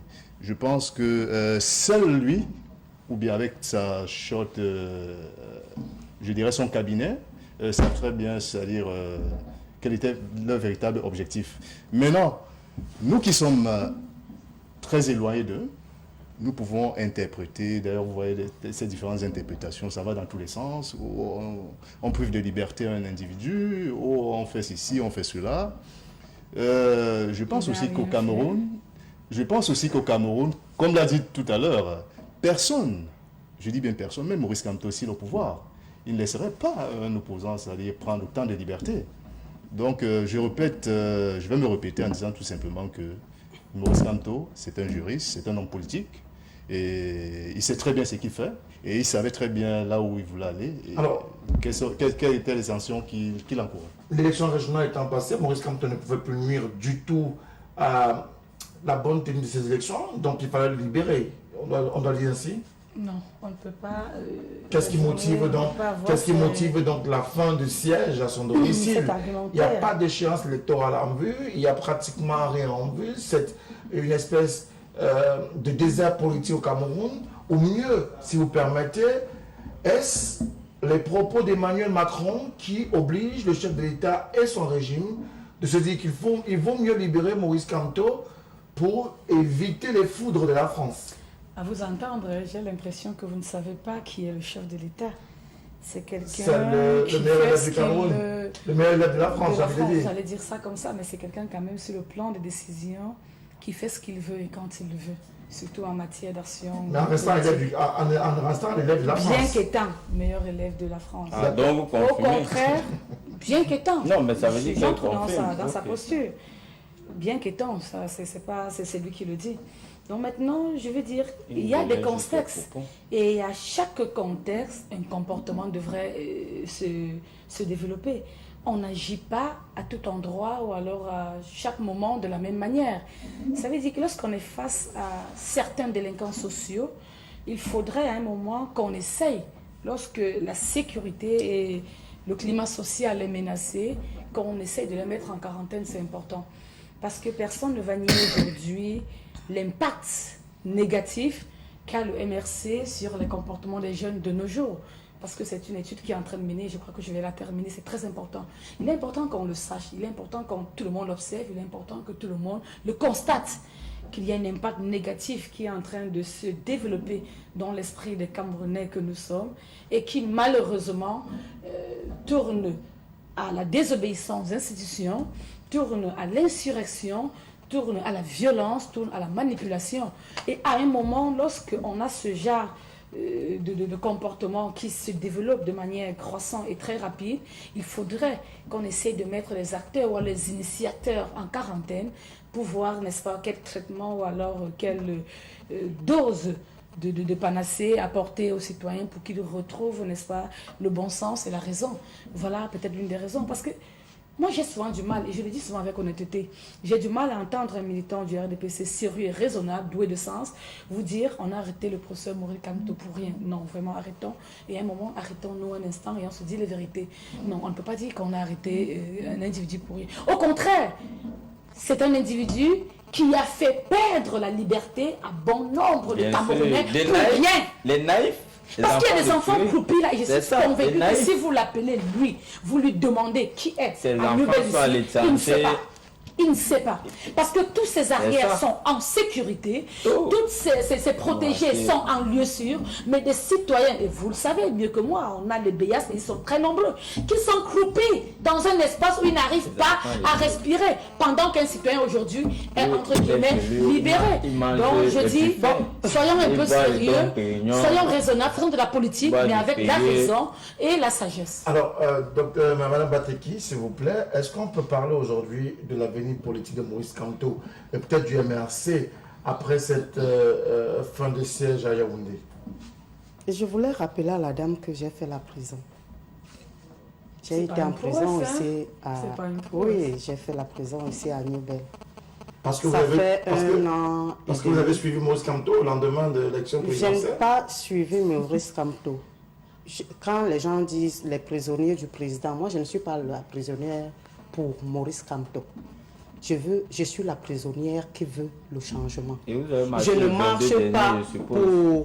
Pourquoi le 22? Non, mais elle n'a pas marché le 22. Je ne marche Tous les pas. gens du palais, elle n'a pas marché 26 le janvier 22. n'ont pas marché le 22 et le 22 D'accord.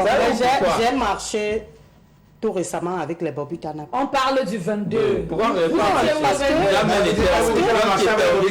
Voilà, donc Mais elle est libre. Mais elle Ouais, était elle est nue. dehors. Posez-lui la question. Elle est Je suis dehors. convaincue qu'elle n'était pas nue.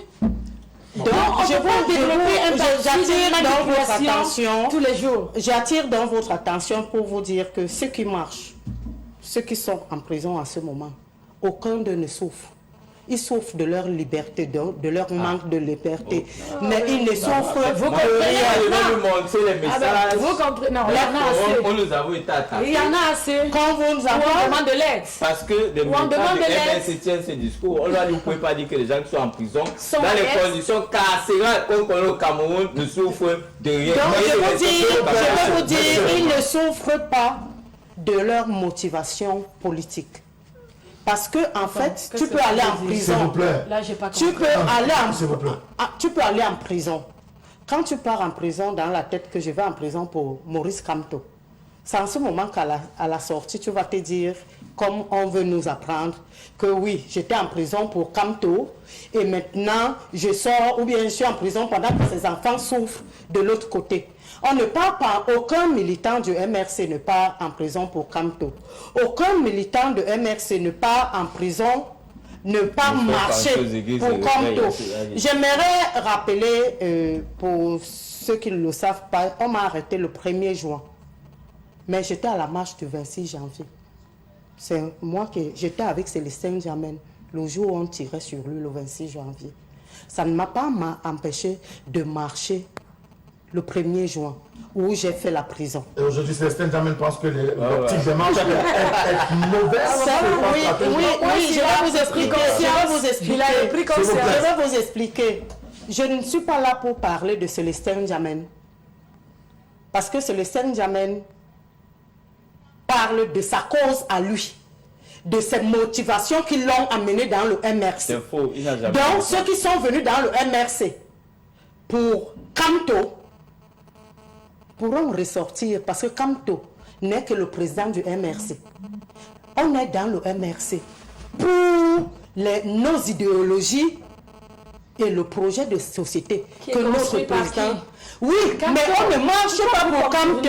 Non, vous je ne considérez? sors pas pour marcher pour Kamto. Je sors pour marcher parce que quand je vois le RDP6 devant moi se vanter, montrer que tout va bien, pendant que même leurs propres enfants souffrent à la maison, ça me met en rôle. Donc je peux sortir pour revendiquer les droits du peuple camerounais. Aujourd'hui, du quel petit Cameroun. avenir politique du MRC? Il y a que la présidentielle est passée, vous l'avez lamentablement perdu. Les municipales législatives, vous avez fait le choix de ne pas y aller. Aujourd'hui, les régionales, vous ne pouviez pas y aller parce que vous n'étiez pas aux municipales législatives. Est-ce que dans le cas d'espèce, le MRC peut se targuer d'être un acteur politique de choix qui apporterait des propositions ou des probabilités d'alternatives au regard de la situation du contexte sociopolitique actuel? Oui, nous avons vu d'autres partis essayer de le faire. Et nous avons vu à ce que ça aboutit. Donc, ceux qui ont voulu apporter leur apport dans les actions politiques du Cameroun, Et on a vu à ce que ça a abouti. Je ne pars pas regarder dans les détails, mais on a vu l'essentiel de ce que ça a donné. Qu'est-ce que vous avez apporté? Et maintenant, pour nous, dans le MRC, vous allez continuer à faire le combat de la résistance? on va continuer. Le combat de la résistance? Ils ont une nouvelle S'il vous plaît, s'il vous plaît, s'il vous plaît. Vous allez continuer On le n'a combat. pas... il est la présidente. Les Bobby Tanap ne sont pas du MRC. Vraiment. Les Bobby Tanap ne sont pas du Elle vous a MRC. dit qu'elle a marché. Oui, on les a appelés ainsi, mais on les appelle les Takumbe. Elles ne sont pas du MRC. Non, Takouma, ça relève d'une tradition essentiellement Oui, du Nord-Ouest. pourquoi? Ça n'a rien à voir avec... là-bas, c'est Non, encore les une Bobby société- Tanap, encore que dans le Nord-Ouest, c'est je une dis, société c'est que- secrète. c'est- On ne parle pas n'importe je comment. dis- Qui agissent pour un objectif, un intérêt bien précis, il faut S'il le vous leur plaît. dire. Non, si on l'a fait. C'est ceux qui ont appelé ces femmes qui ont marché, ces mamans, les Bobby Tanap. Nous ne faisons pas partie des Bobby Tanap que les autres, des Bobby Tanap qui sont en Europe ou bien je ne sais pas. Non, c'est deux groupes diamétralement opposés. D'accord. Voilà. Alors, M. Ayoum, Mais on je est en veux- train de sortir de je veux cette réagir question pour dire de la libération du professeur Maurice Kamto aujourd'hui. Il a la possibilité de se redorer un blason sur le plan politique. Bien sûr, je donne tout mon respect à Mme Govateke parce qu'elle dit là hier pour là, c'est une bonne militante. Au-delà de tout, c'est une bonne militante du parti politique.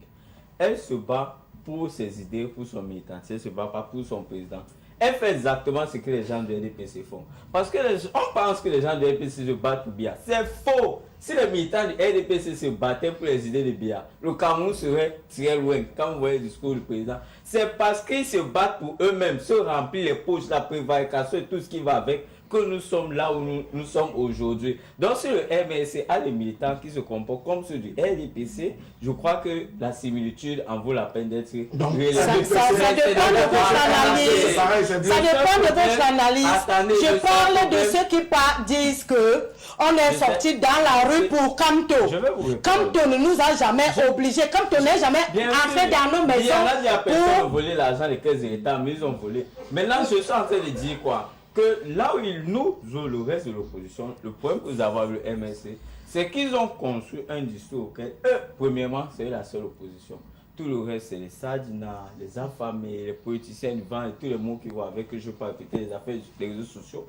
Et là, aujourd'hui, ils se retrouvent butés parce qu'ils sont seuls dans un couloir que eux-mêmes, ils ont construit en voulant aller seuls. Ils font les mêmes erreurs que le SDF a commises dans les années 90. Aujourd'hui, surtout coincé. Il est temps, et si M. Kamto veut redorer son blason, de changer le paradigme, de revenir au sérieux politique et de comprendre les choses. On ne peut pas faire sans les autres. Parce qu'à l'état actuel, le RDPC a une machine, c'est le parti État. Le RDPC a une machine qui est tellement mise en place que si on pense qu'on va jeter les stars dans le bien ou dans le mal, comme mon frère disait tout à l'heure, ça ne va pas marcher. Pour redorer son blason, M. Kamto doit faire profil bas et laisser ceux qui ont encore des projets politiques et s'exprimer et dire au Camerounais ce qu'il en est.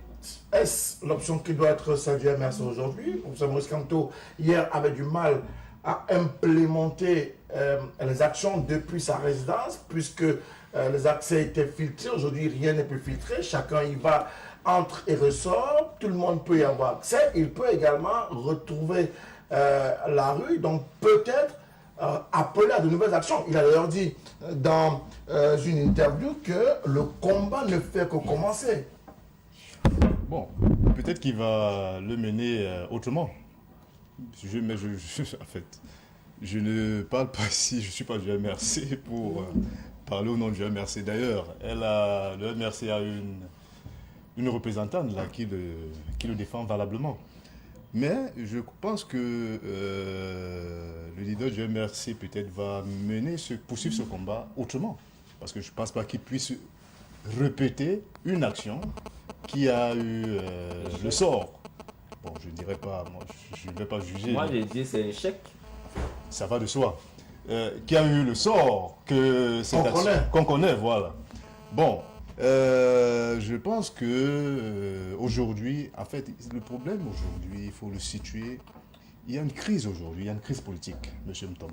Et moi, en tant qu'acteur politique, je parle ici au peuple camerounais, surtout à vos nombreux téléspectateurs qui me regardent, qu'en fait, lorsqu'on fait un diagnostic de la scène politique, autant les politiciens ont brillé par leur démagogie, autant l'administration a abandonné, c'est-à-dire le service aux administrations. Pour entrer dans la politique. Donc, aujourd'hui, puisque moi, par exemple, à travers ma réflexion, j'ai connu une réflexion sur une localité dont je me sers pour traiter des problématiques d'ordre national, je leur dis que le sort des localités aujourd'hui ne dépend que d'elles, les populations, ne dépend que d'elles, des forces vives locales, qui doivent se mettre en synergie pour pouvoir trouver des solutions.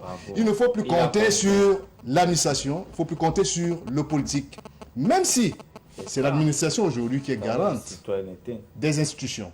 Mais le véritable développement que nous devons promouvoir aujourd'hui, c'est ce développement endogène. Et c'est peut-être ce développement qui va impulser, va pousser ces hommes politiques-là à se comporter mieux. Et même d'ailleurs, à travers l'administration. D'où la finalisation du processus de centralisation. Non, c'est pas ce qu'il a dit. Que vous avez biaisé, bien sûr. Non, Que vous avez c'est biaisé. important, parce que toutes les Que vous avez populations biaisé, vont madame. s'impliquer pour que cette action se passe. Mais que vous avez biaisé, bien que ce soit bien entendu, que vous avez biaisé à Le partir des professeur textes. Maurice Kamto et de ses affidés, certains sont encore en prison, mais en même temps, dans la lettre qui a été, ou le communiqué presse qui a été rendu public par le ministre de la Communication, on a comme l'impression que Maurice Kamto n'est pas tout à fait libre de ses mouvements. Il peut aller sortir de chez lui puisqu'il n'y a plus de police, mais davantage, au moindre couac, il devra encore être rattrapé par la justice. C'est ce que le communiqué dit. C'est important, il est important vraiment. Au moins un élément sur lequel je peux être d'accord avec lui, c'est le climat social au Cameroun qui n'est pas très stable, ça tout le monde le sait. Le climat, les conditions sociopolitiques, le climat social, la sécurité, l'intégrité du Cameroun est sensiblement menacée.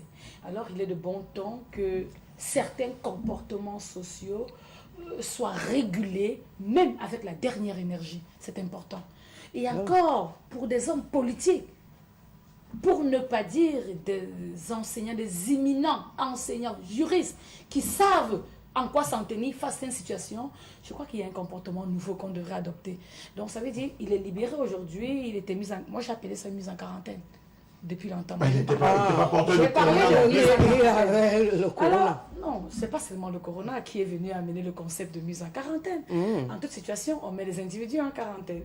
Donc, il est libre aujourd'hui, mais je pense qu'il est suffisamment intelligent parce que c'est un professeur que je connais intelligent et très sage et il va adopter des comportements beaucoup. Parce que tout ce qu'on réclame et tout ce qu'on reproche aux professeurs, c'est souvent d'initier des actions liées à l'insurrection, liées au non-respect, liées au non-respect des valeurs citoyennes. Et du coup, ça crée ce que ça peut créer là, et parfois les situations que lui-même n'arrive plus à maîtriser. Donc je pense qu'aujourd'hui, avec ce qu'il a observé, ou alors ce qu'on a pu faire sur sa personne, il est beaucoup plus avisé, beaucoup plus réfléchi, et il va, n'est-ce pas, entreprendre des actions dans le calme, dans la sérénité, et surtout dans le respect de la citoyenneté. C'est ce qu'on lui demande. Alors on va prendre quelques SMS avant de poursuivre cette émission. Il reste une thématique, notamment celle en rapport avec la session parlementaire du mois de novembre qui vient de s'achever, une session qui était essentiellement consacrée à l'examen et à l'adoption de la loi de finances 2020. Les députés sénateurs ont travaillé pendant 30 jours. Il a été question de discuter également sur 6 autres projets de loi. Alors, bonsoir, monsieur Moutoma. Excusez-moi, je ne sais pas pourquoi vous invitez toujours les militants du MRC.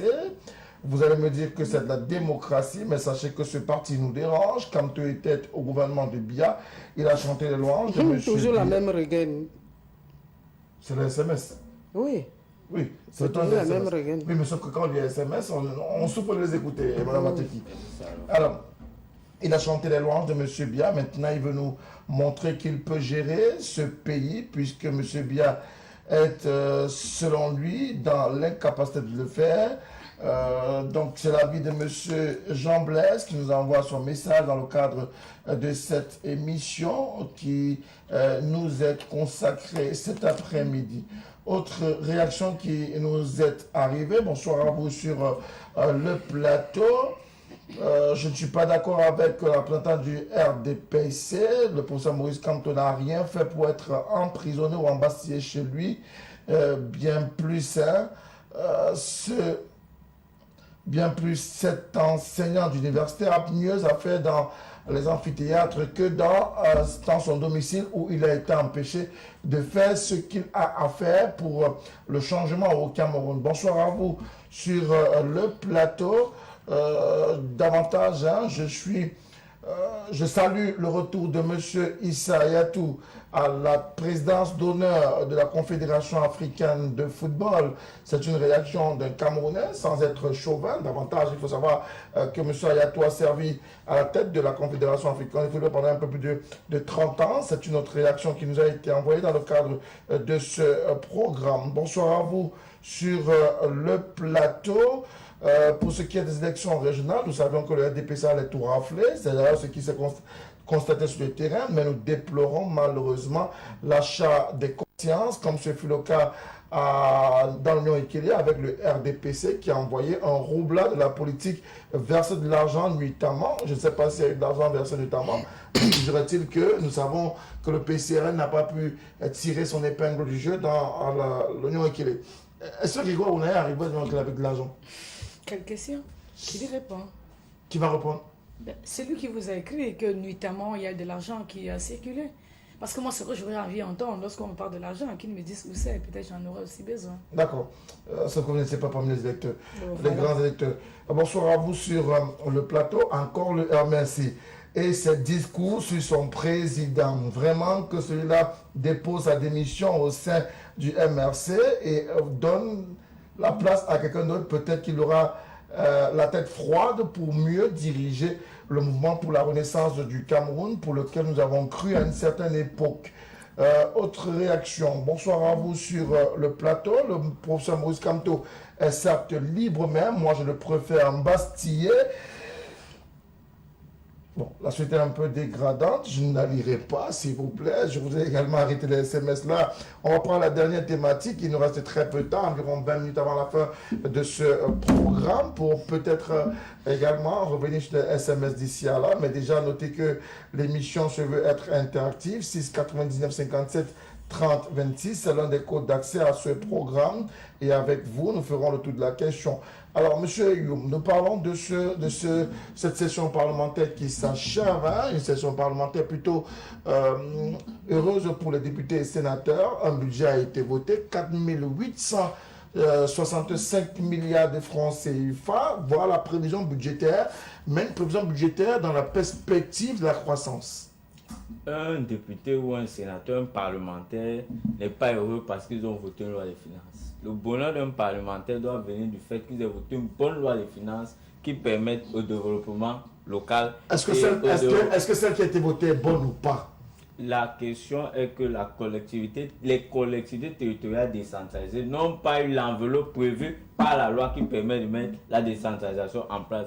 Deuxièmement, il y a une habitude du gouvernement de toujours amener le projet de loi de finances à pratiquement 5 jours de la clôture de la session parlementaire. Simplement pourquoi? Parce qu'on ne veut pas donner le temps aux députés de bien étudier les dossiers, d'entrer dans le dessous, de poser les questions qui permettent au gouvernement de répondre concrètement sur ce qu'ils vont faire à certains niveaux. Aujourd'hui, on parle de 4 850 milliards. Mais moi, je veux bien vous poser la question, est-ce que les répercussions économiques de la Covid ne vont pas continuer jusqu'à peut-être le premier semestre de l'année 2021 pour qu'on ait une telle valorisation? Deuxièmement, nous allons leur questionner le budget de fonctionnement. Vous allez voir que pratiquement rien n'a changé. Au contraire, chaque année où on dit qu'il faut peut-être investir, comme il disait tout à l'heure, il faut 1500 milliards pour mettre dans les affaires de développement agricole. Mais vous voyez qu'au niveau des 4x4, chaque année, les bons de carburant, vous avez entendu au ministère de la Santé, on a parlé de 600 millions de carburant utilisés en 3 mois. Je ne suis pas sûr qu'un Cameco, à son époque où le régime était plein, pouvait dépenser tant de carburant pour son fonctionnement. Donc, vous voyez que nous sommes encore là. C'est la Covid qui fait dépenser. Au contraire, il y a les mouvements qui étaient restreints. Ça veut donc dire que quand il n'y a pas la Covid, le ministère de la Santé ne bouge pas. Les mouvements dans les hôpitaux, vers les hôpitaux, bref, la mobilisation autour des formations sanitaires. Monsieur Outoumé, je suis en train de vous dire que ce budget qui a été voté, il n'a pas quelque chose de vraiment révélateur. Je crois par contre que là où nous devons nous poser la question, c'est que maintenant que les collectivités territoriales décentralisées attendaient au moins 15% et qu'elles n'ont pas eu, les maires vont faire comment? Ils vont continuer dans la décentralisation bancaire que nous avions pour quel type de développement? Madame Bateki, fallait-il un budget à la hausse d'une certaine façon, puisqu'on parle de relance de l'économie, malgré la pandémie Covid-19 qui continue d'être persistante sur le terrain? En fait, moi, depuis que cette session a commencé, quand on parle de cette session, je dis toujours c'est la même chose. C'est-à-dire que vous rejoignez le PCRN, c'est plus le discours du président du PCRN, Cabral Libby, qui a dit c'est le même disque, c'est les mêmes feuilles qu'on reprend, qu'on calque et puis on resserre aux députés. On resserre aux députés. Et ayant le RDPC ayant la majorité, c'est toujours les mêmes personnes, les mêmes sommes qu'on vote pour tous ceux qui apportent les projets qui seront réalisés ou pas. Comme l'a dit mon fils tout à l'heure, c'est des projets, tout le monde apporte. En ce moment, nous avons le plus grand projet qui est sorti déjà, sans qu'on ait vu l'argent, c'est les péages qu'on doit faire dans tout le Cameroun. Voilà, des milliards pour des péages quand il n'y a pas de route. Le niveau de vie des ministres qui doit augmenter pendant que le Camerounais lambda souffre. Il faut le carburant, il faut quel autre budget on a voté pour les déplacements, oui, et tout. Maintenant, on oublie ce qu'il faut vraiment combattre. On a eu une année très difficile par rapport à la Covid. On a eu des problèmes, par exemple, eux, ils connaissent les chiffres, ils connaissent les lois, comme ils parlent tout à l'heure pour la décentralisation, où on a fait toute cette promesse. Moi, je dis, comme disait la dame tout à l'heure, pour vous dire qu'on reconnaît le maçon au pied du mur. Ça, c'est pour préparer les prétextes. Pour que demain, après-demain, si ça ne marche pas, on va nous dire, vous-même, vous avez vu que le budget, ce budget aurait servi à quelque chose de mieux que d'aller nous construire un péage. Moi, tous les péages, je ne connais pas, je n'ai pas encore parcouru les autres villes, mais quand je pars chez moi à Edea, quand je vois l'état de la route, là où il y a le péage à Edea. Il faut aller ici en Banga pour voir non, j'ai déjà été là-bas. Là où il y a le péage. Donc, ils vont améliorer justement sans les routes. Et maintenant, on met le péage à Bankomo. Mais d'après ce que j'entends... D'après ce que j'entends pour Bankomo, d'après ce que j'entends, je vous ai dit que moi, je ne suis pas trop dedans, l'autoroute ne va pas passer par Bankomo. C'était le prévu autoroute Douala-Yaoundé, c'est devenu autoroute Yaoundé-Douala. Non, arrêtez ça. Arrêtez de nous. C'est-à-dire qu'on va toujours insulter que le MRC parle. Le MRC, comme si tout le monde ne voyait pas.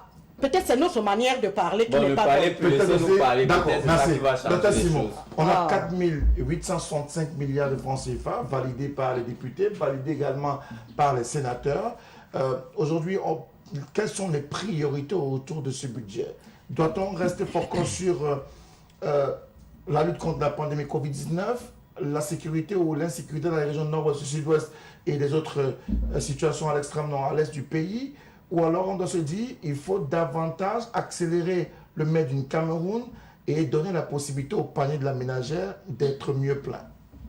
Heureusement que je connais parfaitement Paul Eyou, sinon j'allais dire que subitement il n'est plus, ou alors il ne veut plus être intelligent. Heureusement que je le connais. Quand on dit les vérités sur le RDPC, vous voyez, ils sont comme... C'est vous qui avez la parole, docteur Simon. Non, c'est vous qui avez la parole. Parce qu'il sait que les chantiers sur la construction des routes sont en train d'être faits. Il sait. Simplement, le problème se situe peut-être au niveau de la rapidité ou de la lenteur que l'on va trouver dans l'exécution de ces actions. On ne peut parler des péages s'il n'y a pas de route, puisque le péage se met sur la route. Donc également, ce sont des actions qui seront mises en avant. Maintenant, ce que je veux souligner, c'est qu'on est en train de parler de budget. Et nous savons tout ce qui dit budget, dit prévision, estimation des coûts. C'est-à-dire, on n'est pas dans le concret, mais on essaye de tendre vers le concret. Et en même temps, il y a un élément, ou alors il y a quelques points, quelques axes qu'on veut se comporter ici comme si on ne savait pas ce que ça coûte à l'État du Cameroun. On a la crise du Nozo, la crise anglophone, on a Boko Haram, nous avons, associé à ces deux éléments-là, nous avons la Covid-19 qui vient s'y ajouter. Et Frédéric, ce n'est pas 3 situations minimes, ce n'est pas 3 situations légères. Donc, à un moment, vraiment, même si nous n'aimons pas le RDPC, même si nous n'aimons pas le chef de l'État qui est président du RDPC, il faudrait parfois lui dire congratulations pour des actions menées qui amènent, n'est-ce pas, le Camerounais aujourd'hui à avoir un minimum de sécurité, parce que des actions sont menées pour cela, des efforts sont menés pour cela. Peut-être on n'est pas encore au niveau où on voudrait avoir, mais il faudrait quand même avoir le minimum de bonne foi pour reconnaître que des actions sont menées pour assurer, n'est-ce pas, la sécurité, la paix, la tranquillité, malgré, n'est-ce pas, des endroits touchés, malgré la Covid qui sévit au Cameroun, parce que la gestion, tout le monde l'observait, on l'a fait avec tact, on continue à la faire avec tact et ça nous épargne de beaucoup de maux. Donc on ne peut pas dire que c'est du copier-coller avec des... Permettez, monsieur Pouligny, vous allez parler, je vais terminer, vous allez vous exprimer. On ne peut pas dire aujourd'hui que les députés ont agi avec légèreté ou avec... je ne sais pas comment je vais appeler ça, non. Mais c'est qu'ils sont tenus compte, n'est-ce pas, du contexte socio-économique dans lequel nous nous trouvons. Et on se dit, parce qu'il y a un autre élément qu'on ne devrait pas oublier, que ce soit les maires ou alors la mairie ou les régions, on a affaire à des structures financièrement autonomes. Ça veut dire qu'en même temps, au-delà de ces 15% qui doivent leur être reversés, je suis d'accord parce que les textes sont clairs là-dessus, mais il faudrait également que ces deux structures commencent à développer des activités génératrices de revenus pour pouvoir asseoir, n'est-ce pas, une bonne marge de manœuvre, les permettant, n'est-ce pas, d'assurer le développement, l'épanouissement des populations. Alors 4865 milliards de francs, c'est pas pour faire quoi?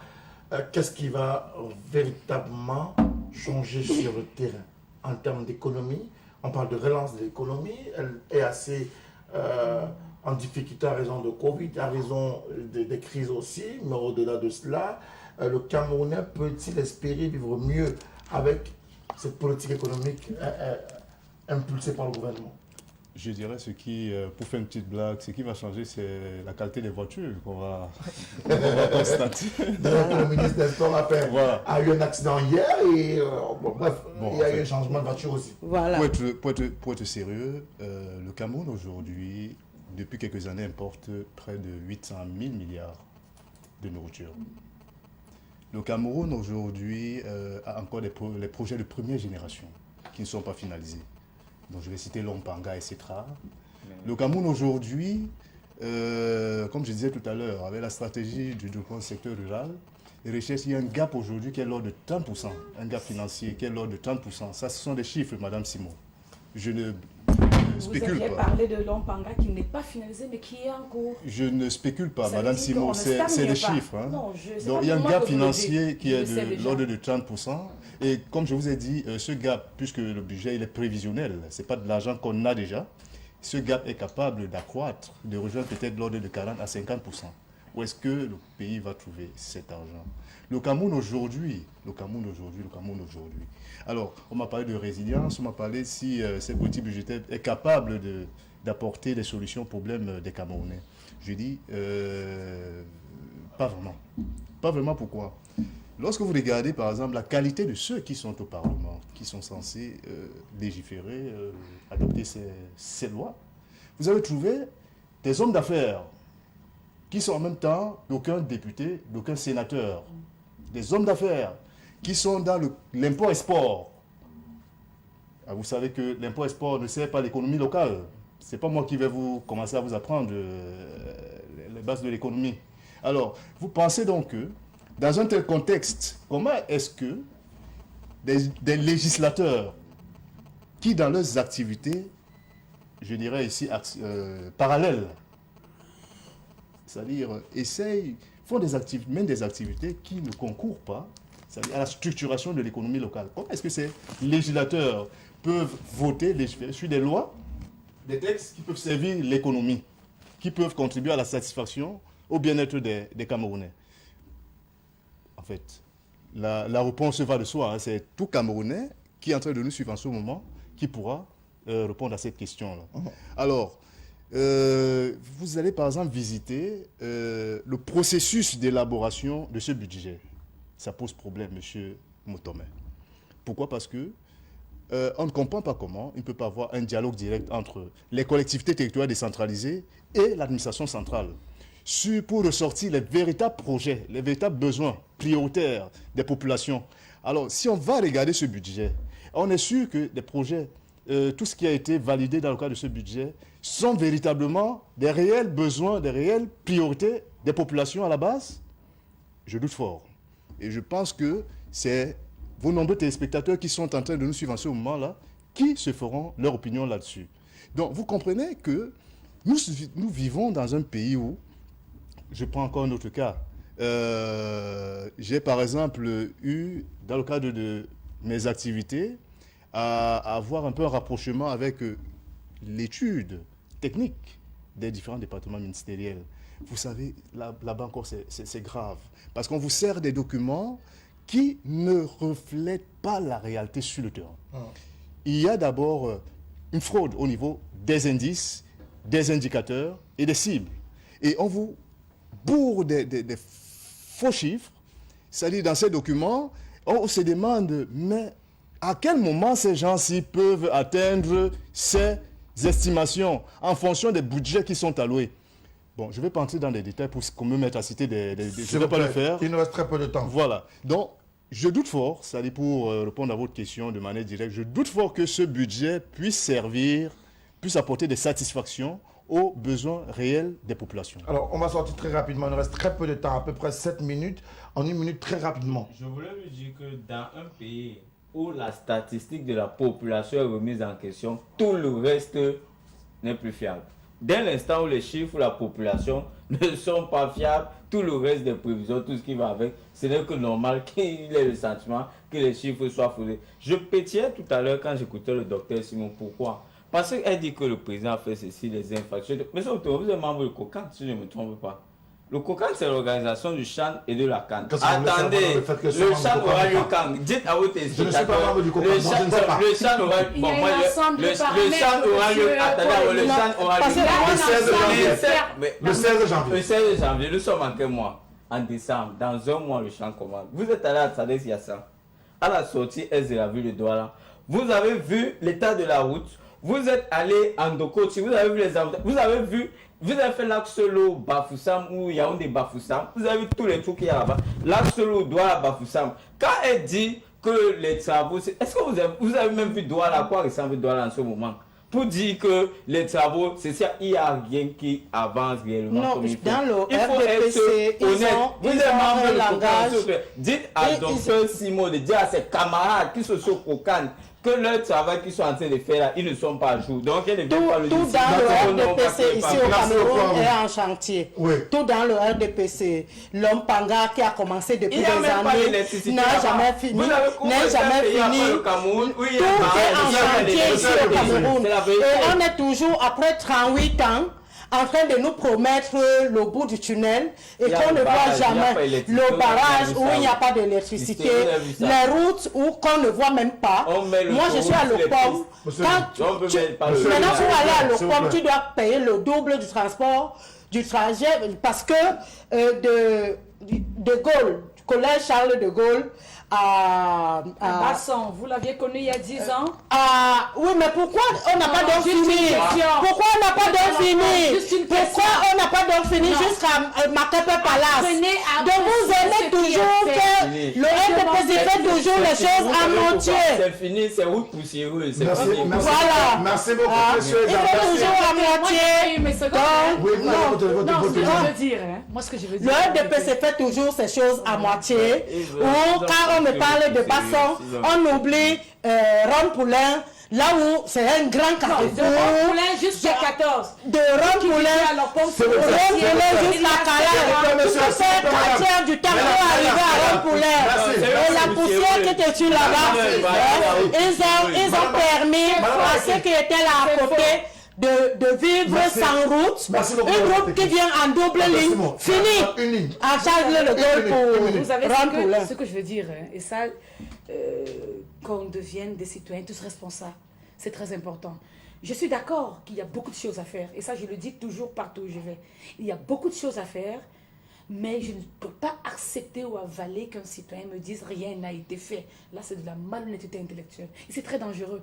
Il faudrait, parce que malheureusement, elle a pris un exemple personnel. Elle parle de l'Orpom. Mais je vous dis, moi, j'ai vécu à l'Orpom il y a 20 ans. Et je peux vous dire, de Malembe, pour ceux qui ont vécu à l'époque, de Rond-Poulain à Basson, ça ne passait pas. Mais aujourd'hui, on a une véritable route. Prenons seulement Basson à 14. Mais l'électrification ou l'éclairage est parfait. On a l'impression qu'aux États-Unis, commençons à apprécier des actions pareilles.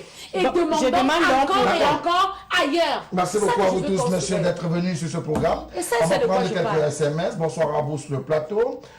Sans Kanto, la reine politique au Cameroun est inaudible. Arrêtez la jalousie. Arrêtez avec la jalousie. Kanto est presque indispensable aujourd'hui. C'est M. Obama, depuis à Konolinga, qui nous envoie son message. Hein. Il demande par ailleurs à la mi-temps du RDPC d'être un peu intellectuellement